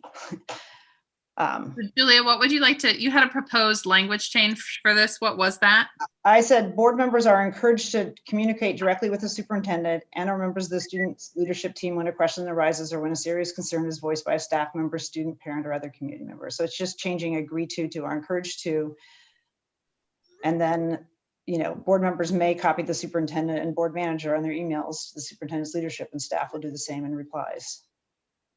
So I'll just be honest, without any additional context, in my view, that guts this provision from the intent that behind it than what I saw in it. So I don't know. I just got a text from Roseanne that we're not streaming, so we are not live. So we need to stop having this conversation because it's not a public meeting currently. So I will. Are they working on that? Oh, she says now it's okay. So never mind. Now we're back. Okay. Yeah, I think this needs to be board members agree to communicate directly with the superintendent or members of the superintendent's leadership team when a question, so this is when a question arises or when there's a serious concern. So I guess I would say, I have a question. This has come up for like 2 years now, and it's getting kind of a little bit turfish. And so I'm wondering, I was going to say, Julia, I would be interested in a one-on-one conversation and hearing what you have to say about this and what your rationale is. And this doesn't work, guys. We can't suggest one-on-one conversations about something fundamental because that's a serial public meeting. That's right. It's not leading to decision making. Okay. It is. I can tell you what my point of view is, and for people to understand it, and we don't have to have a dialogue about it. Or we can have Liz tell me how I can communicate it if people are interested. Why don't we do that? And then why don't we do that? Some of us feel like it's a real foundational thing, and I'm just like going off of there's a lot of emotion around it. This is not the first time we've talked about it. And we do need to kind of get through it, and the words are important. What I'm not seeing in that very first paragraph is, and it might be good to have a safeguard. What if there is, like, board members agree to communicate directly with the superintendent? What if it's about the superintendent? I'm feeling like, or I'm trying to reference cases where just the positionality to power, and if someone in power, if you're not safe going to the person in power, there's a second path forward. I think that's why it says members of the leadership team. So that would be Liz or Roseanne or the chief of staff or Claire or Craig or any of those senior leaders to say there's a problem here and we need to talk about this, or there's a question about the superintendent's behavior in this way. I think that's a concern. Yeah. Or, we can raise it with another board, with board leadership too, to say we've received this substantive concern. How should we as a board proceed? And so we can talk to each other, but like not as a full meeting, but one other person, and then say, this is the staff person we could go to together to say, this has been a substantive concern by the community. Just for the record, I don't have any issue at all with the staff will do the same in the replies. Okay. So do you want to take out board members shall copy the superintendent and board office manager on their emails to the superintendent and leadership team and just copy Roseanne? That works as well. Like I say, that's generally my practice. And if it's something that Guadalupe seems like he'd want to know about, I copy him. Okay, so. Or it's not a supervisory issue. I'll just gonna leave it Amy, at I that. don't really understand the path forward here because I don't this is either. our opportunity to discuss this. And if our next step is adopting it, and if we don't have, I mean, everybody doesn't have to agree. We can move language forward, and then if somebody chooses to vote against it when we publicly vote, that's fine. But I just want to make sure that we have a path forward here for this whole process. Yeah, And- for what it is worth, I did weigh in on this when we had it, and the change didn't it. So it's not. This is not the first time I'm raising it. Yeah, so I did not accept those changes to this. Right, which because I'm okay with. Yeah. I mean, but I just wanted, like, it's not like I'm just raising it now. I did. Right, and that red line version was available to people to look at who made what changes, but So can I make a suggestion that I think if there are issues that we can have an executive session if there are issues around, legal issues or privilege issues that will involve the board, sort of how we adopt this policy. So I think it's worth going back and talking to Liz.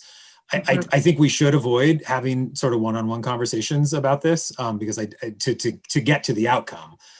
Because I think we need to either have that discussion here or have that discussion in an allowed executive session that's allowed under state law. So, and I'm happy to do that. I don't want to shut down sort of important conversations if they need to happen. So let's do this. Let's let's postpone the rest of this communications protocol conversation. We'll set up an executive session and discuss the matters before us, because I do think that this part is fundamental to the rest of how the communication stuff flows. Yeah. Well, let's do that, because I know we're also at 2:30 and we need to get to our ethics and conflict of interest statement. So does that sound good? We've done the first half of protocols. We'll do the rest in an executive session. We'll bring it back to a public meeting and then we'll go from there. Does that seem like? Or as you said, you guys could approve it. I would not agree to that language. Yeah, so. and Ailey, I'm sorry, I don't think we can take all of it into executive session. I was saying if there are specific reasons for this language change, that have to do with something privileged, we can have that conversation in executive session. I think we need to have the rest of the conversation publicly. So either today or in the future. So let's do it in the future. So we'll have that executive session and then we'll bring the rest of this back for conversation. And we can move on now to our ethics.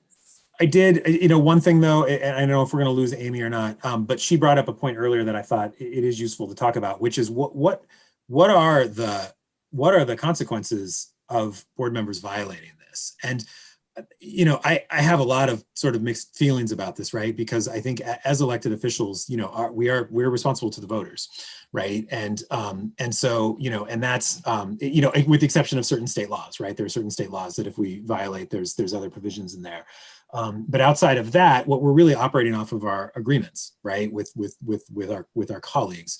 And, so I'm not sure, Amy, if you had anything in mind when you sort of raised that earlier, but, we are coming to sort of agreements. We'd like to have everyone on board, but we are all individual board members accountable to the electorate. So it presents a challenging situation. I have a thought, but maybe I'll open it up first. I mean, I think we all are accountable to the electorate. I mean, I look at this in some ways, just it's like, I'm an independently elected official, and it's like, I don't think the rest of the board should be telling other members like who they have to communicate with, and especially if it's, the person that you supervise. And I just think I've seen a lot of instances where what I don't want to be is like, hey, you violated the policy, and it's like, or a protocol or an agreement, and there was a reason for doing it. I think this goes to some of the ResJ work around that we're clear on communication and how we communicate, because I think some of us have more access to systems and more connections to power, and so we can navigate the system differently. And having this agreement about here's how we're all gonna try to work in this environment actually makes it clear and tries to do to level the playing field, or maybe do some work around the privilege some of us have of having dual relationships, or some of those experiences of having served longer or having worked with specific people. So that's part of why I really value this is because it does make it like, this is how we all access the levers of the district as governance officials. So then I would ask, like, okay, because this relates to email, like, I know a lot of board members just pick up the phone and call or text, and like, we're not setting a whole set of rules around that either. I mean, I think we should treat each other like we're professionals, and if somebody needs to see something, that we can copy them. I mean, you know, I never see anybody else's email, so I don't know if that means that nobody's emailing or staff's not copying me back on emails, or like. You know, yeah, Julia, for me, what's important about this, because I think this gets to the fundamental reason why are we even talking about this, right? And I think it gets back to, you know, how do we become a high functioning board? And again, picking up off of best practices from Council of Great City Schools and others, like this is how high functioning boards operate. I think, you know, because I have thought a little bit about this, and unfortunately it doesn't apply to anyone here. So it, you know, I think you're right that to the extent everyone is operating, you know, professionally and sort of within the bounds, maybe we don't need it. But the reality is that doesn't always happen, right? And so I can imagine a board member who decides that their job is to contact teachers and principals at facilities individually to address issues. And they just keep doing that. And no matter how many times the superintendent or other board members say, look, that's actually not appropriate. That's not your job. You're getting involved in operational issues and you're actually making things really, really bad. By doing that, that board member can say, I was elected by the voters and I have the right to do that. And I think the reality is that person is elected by the voters and does have that sort of, when we say right, there's no way for us to stop them.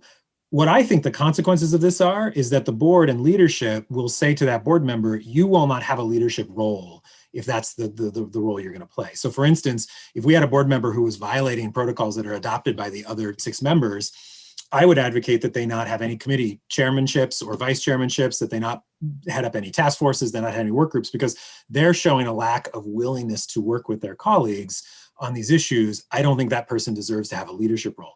Outside of that, I'm not sure there is a whole lot we can do. And so I think what we're trying to get here, this almost by definition has to be consensus. And if it's not, and one board member says, I don't agree, and I'm going to do what I want, there's very little we can do except say to that board member, well, you're not going to be in a leadership role then, if that's the way you're going to act. But beyond that, I'm not sure what we have to do, what we can do. And Andrew, just to add to what you said, I would kind of frame that in a positive way, which is to say that I think the reason we wanted to do this is so that we can make a united statement about the values that we want to hold ourselves to as a high functioning team. I mean, if we want to give up and say we don't aspire to be a high functioning team, and everybody is, you know, gonna just do whatever they want, then we're gonna reap the results of that. But I think there's a positive way to look at it, which is that no, we aspire to hold ourselves accountable to these high standards and values and ethics and protocols, because we know that that's what is optimal for the work. Yeah, well, I also think it's a really interesting conversation, because if we're going to hold ourselves to a high standard, that means we have to hold ourselves in everything to a high standards. That would include not microaggressing.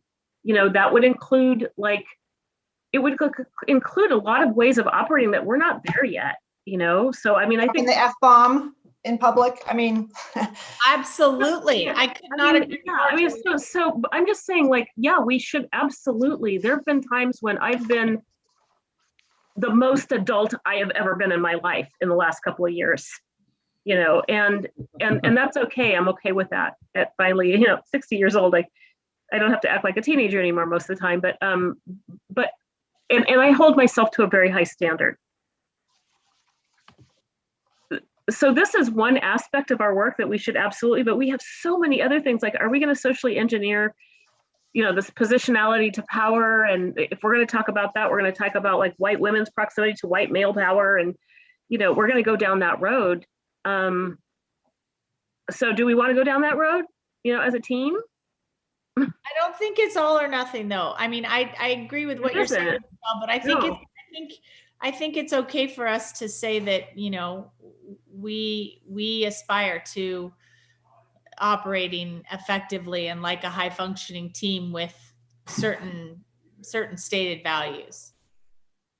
So as So long as those values are shared and they're co-created and my voice is in there as a Black person, I'm cool with it.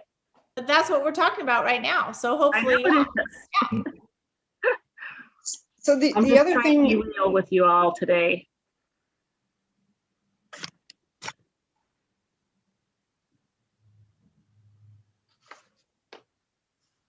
I have several examples that I also won't put into the, I don't necessarily need to be on the record, but just that if we are going to indeed hold ourselves to a very high standard, I'm going to be having conversations with everybody about like how I feel like that hasn't happened.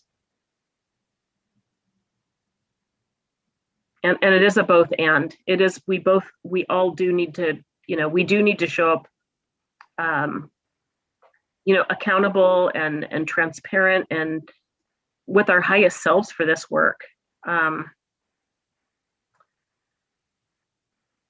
So anyway, I think that the what's on the table now is that we move an executive session so we can work it out there. Yeah, actually, I'd like to propose just that I think I should raise this with Liz about whether the executive session is the best way to proceed, and she can consult with Scott and Ailey. And it's not that I don't want to share with everybody else, but I don't know that's the best way to do it, which is why I offered at the first to do it with board leadership. And it's nothing don't want to share with everybody else, but I don't know that executive session is the best way to do it. So why don't we get guidance?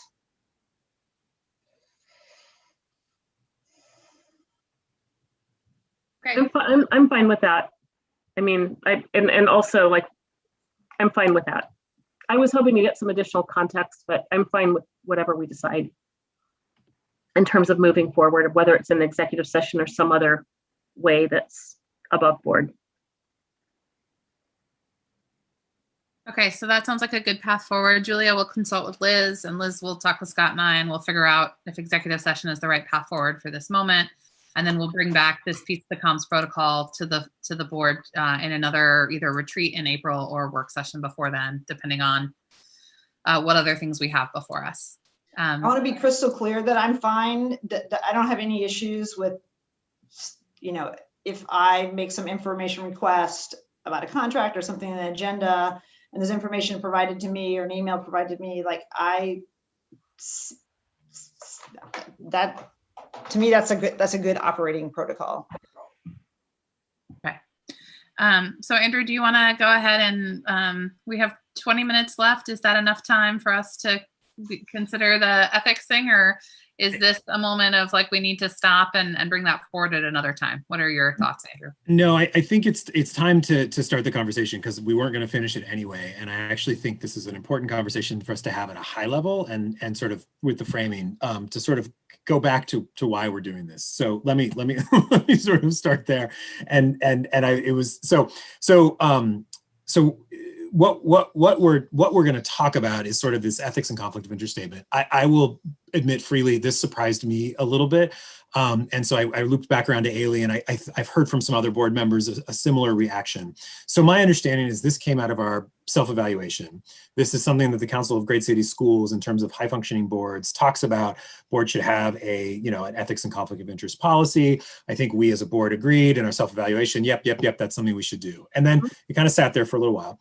Ailey asked Liz to put together something, right, to sort of do a little research. I think she sort of went around and tried to see if other boards had this and what existed. She pulled a few different pieces together and put it into a draft, which is what you have before you. I think the draft. Just one sec, Ailey. So this one that's in board books now is the correct one. It's the most recent one. Let me check board books. Yeah, it is January of 2021. Because we got a significant change. Yeah, so yes, Sorry.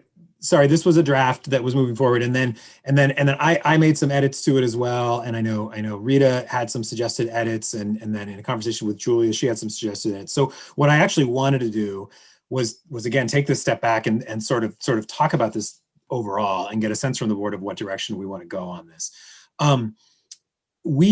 So one of the things Liz found is that she could not find another Oregon school board that had something separately, adopted. She did find some examples from other places. We are in Oregon already, have pretty strong ethics state laws that govern us as school boards that we have to abide by. So I think the overall question is really getting back to what are we trying to accomplish with an ethics and conflict of interest policy. The other thing in terms of the draft that came together, it included a lot of repeats of the protocols that we were just talking about, right? And when I sort of first took a look through it, I thought, well, wait, these aren't really ethics issues or even conflict of interest issues. They're more like board protocol issues. And I think they're already, taken care of. So I started to make edits along those lines. But again, I think there's more there that can be done.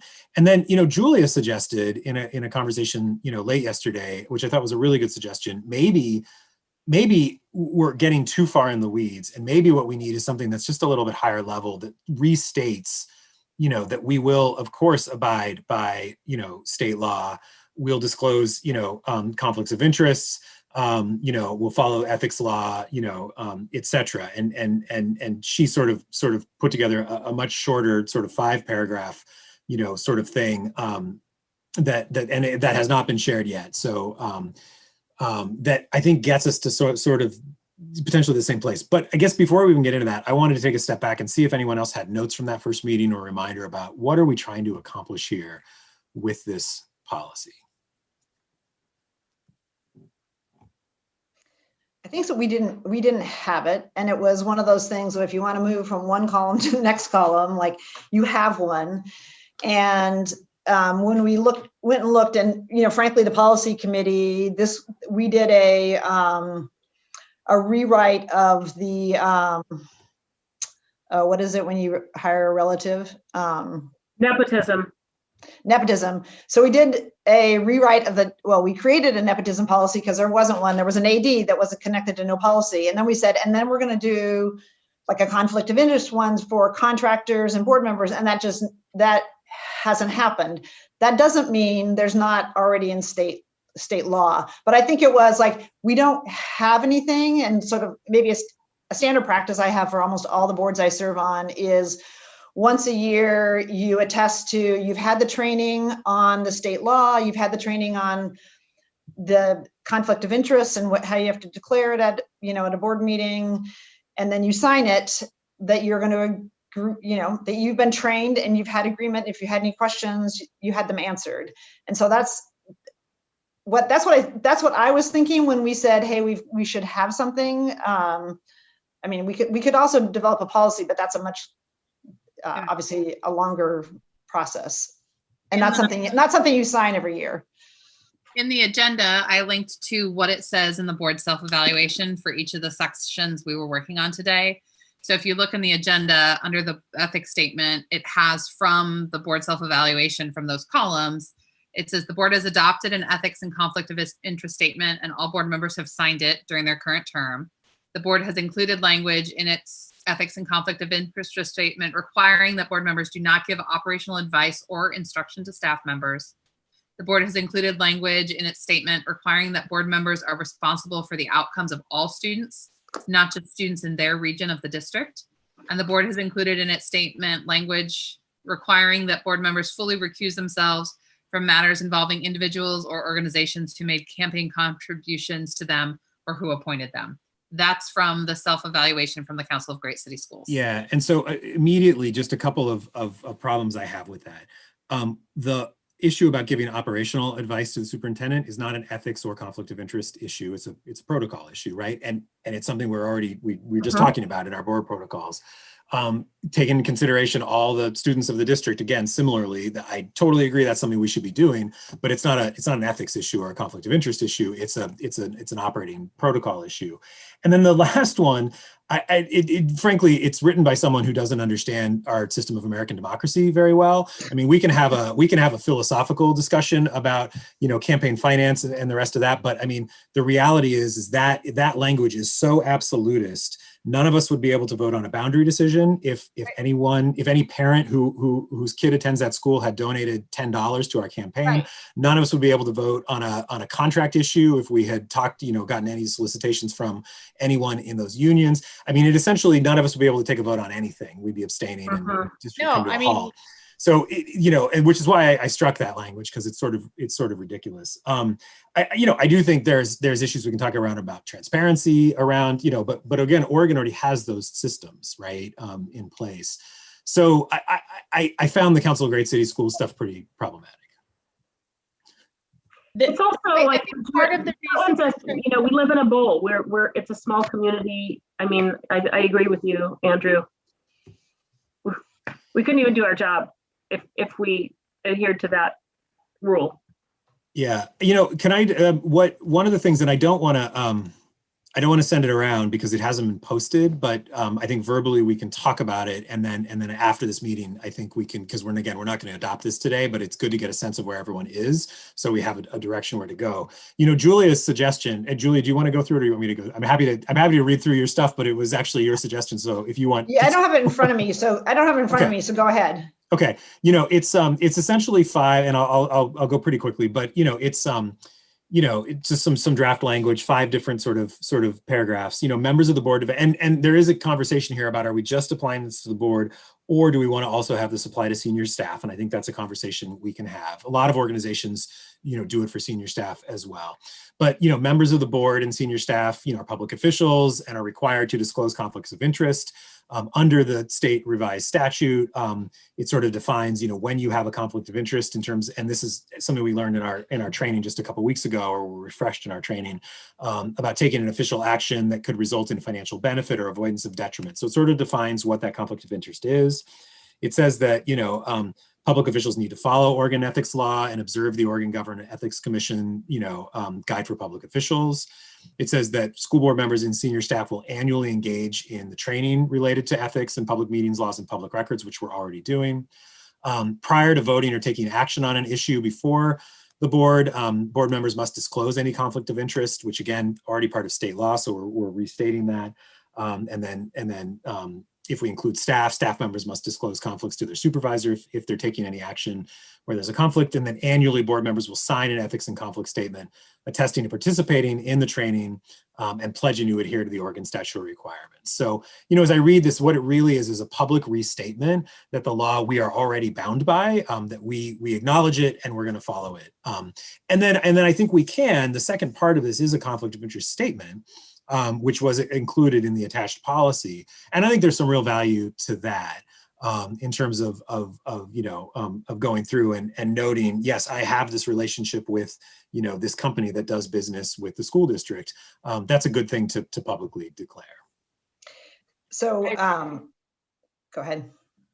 I was just going to say, I've said this before, it's the only board I've ever served on where I didn't have to sign something like that. And yet the consequences of the decisions that we're making are, I don't sit on another board with $1 billion budget. So they're pretty big. So the other thing though, I have this statement that we're going to follow the Oregon law. I don't support all the disclosure because I believe the state already looked at whether it should apply to school boards and they made a decision. It's very similar to an SEI statement, but it's actually it doesn't quite track the SEI, which is Statement of Economic Interest. And this applies to most elected officials, senior staff in like statewide officials, offices, legislators, a whole host of other bodies. But when the legislature adopted it, they did not include school boards. So to me, I do it through another, I file an SEI from a because I'm on a different board. And it's a very significant, it can be, an exercise to go through every year, because essentially what you would need to do is get all the contracts for the district, in an Excel spreadsheet, and look at whether there's any overlapping in any of your like retirement accounts or anything, and then declare that. And like I say, I think the state already looked at it and made the decision that for us, we're volunteers, not in paid positions, and made a decision not to have us do that. So I wouldn't be supportive of having, it's a huge, frankly,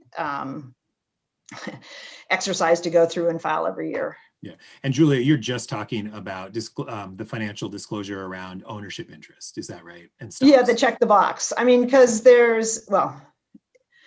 it's an annual discussion on other boards I have on, because just the exercise you go through, and like, frankly, like none of us are involved in like who gets recommended for a contract before us. I mean, if we did, we'd have to disclose, the conflict if we did something, but they appear on our agenda. So if I were to go through this exercise, I would be like, yeah, it'd be way more important for staff who are recommending the contracts to be disclosing all that versus the board, which, well, I don't know about you guys, but I don't think I've ever said to staff person, like, how about giving it to this contract to this person? So it seems like an exercise that's not going to disclose anything of note, and actually the way it's worded probably omit where you could potentially have conflicts. And it's all disclosed anyway. So, I mean, that's the thing. I have a proposed path forward, but I wanted to see if there were other comments. Ailey, do you want me to go through that? So yeah, I think if we take this back and I really liked the simpler language Julia brought forward, that's sort of, publicly stated, look, we're going to abide by these rules. They're important, and we agree to abide by them, which we would have to anyway, but we're sort of acknowledging that. And then developing a conflict of interest form. And I think that is one we can pull from some other, governments, that is a little bit, again, sort of applies to school board members in our role. I mean, because, that sort of notes, if there are, inherent conflicts of interest, we would sort of note that, and getting that ready for the April session to come back, and again, review again with everybody, whether that's sort of a scaled down version of this makes sense. And maybe just one other thing that people may look like, yeah, that's not signing very much, but actually one of the big reasons people point to, why they violated an ethics rule, conflicts, is they said, like, I didn't know about it. And so by signing something to say, like, you've had training, you had the opportunity to ask questions about it, it totally eliminates I think the most frequent defense of ethical lapses. Yep. No, I would totally agree with that. We, and as an example, officials at Metro sign conflict of interest forms every year. And, even this last year, it was, my wife works at OHSU. Metro has very little relationship with OHSU, except now with the vaccines, right? Like now we're into these contracts. And so it is really useful to then, it sort of caused that question of like, oh, wait a minute, is this something I need to be aware of? What's the role? I was able to go to our attorneys and get it clarified. So I would second that. It makes you think about those relationships and then ensure that there is in fact no overlap or conflict. So it can be really helpful going through this on an annual basis. You definitely don't want to be a headline on the newspaper. Metro employees given free vaccines. Yeah, no. I wish. No, trust me, that is not happening. All right. Well, I appreciate all of the work that we've been able to get through today, and this work of our self-evaluation, I think, is really important, because it's really easy to say we want to do things differently and shift our culture, but to actually do the underpinning work of it, I think it takes a lot of time and energy. And I appreciate everyone showing up and being willing to do that. And sounds like Andrew's gonna kind of run with the next steps forward on this. Julia is gonna run with the next steps forward on our comms protocols piece. Michelle, Andrew, and Amy are gonna run with the public comment piece. And then there was another team, my brain is tired. Oh, Scott, Julia, and Michelle are gonna run with the board leadership piece. And then we're just gonna come back to us with more on guardrails. So we got a lot. It feels like we have a lot more on our to-do list than when we started this board meeting or this retreat, but I do feel like we've gotten through a lot of really substantive conversations. Yeah, Julia? Yeah, okay. Was I out during the critical moment when we talked about requests for information? We didn't get to that part. Okay. I was like, maybe that was when I was making sure that my internet worked. We did not do anything on that section 4 and 5. We did nothing on. We just did sections 1, 2, 3, and 6. Okay. So, I'll save my comments for later. Yeah, we'll come back to that after we've dealt with that section A. Okay. Any other things that we need to say or discuss to feel complete? Thank you. No, except that you're ending 4 minutes early. Awesome. I just say I appreciate all of my board colleagues and thank you for the time today. I think these are really helpful conversations just to hear from everybody. So thanks everybody for showing up. Good Thank work. you. Very nice. But thank you, Terry. Thank you, Kara. Thank you, Roseanne. Have a Thanks, great rest of everybody. the weekend.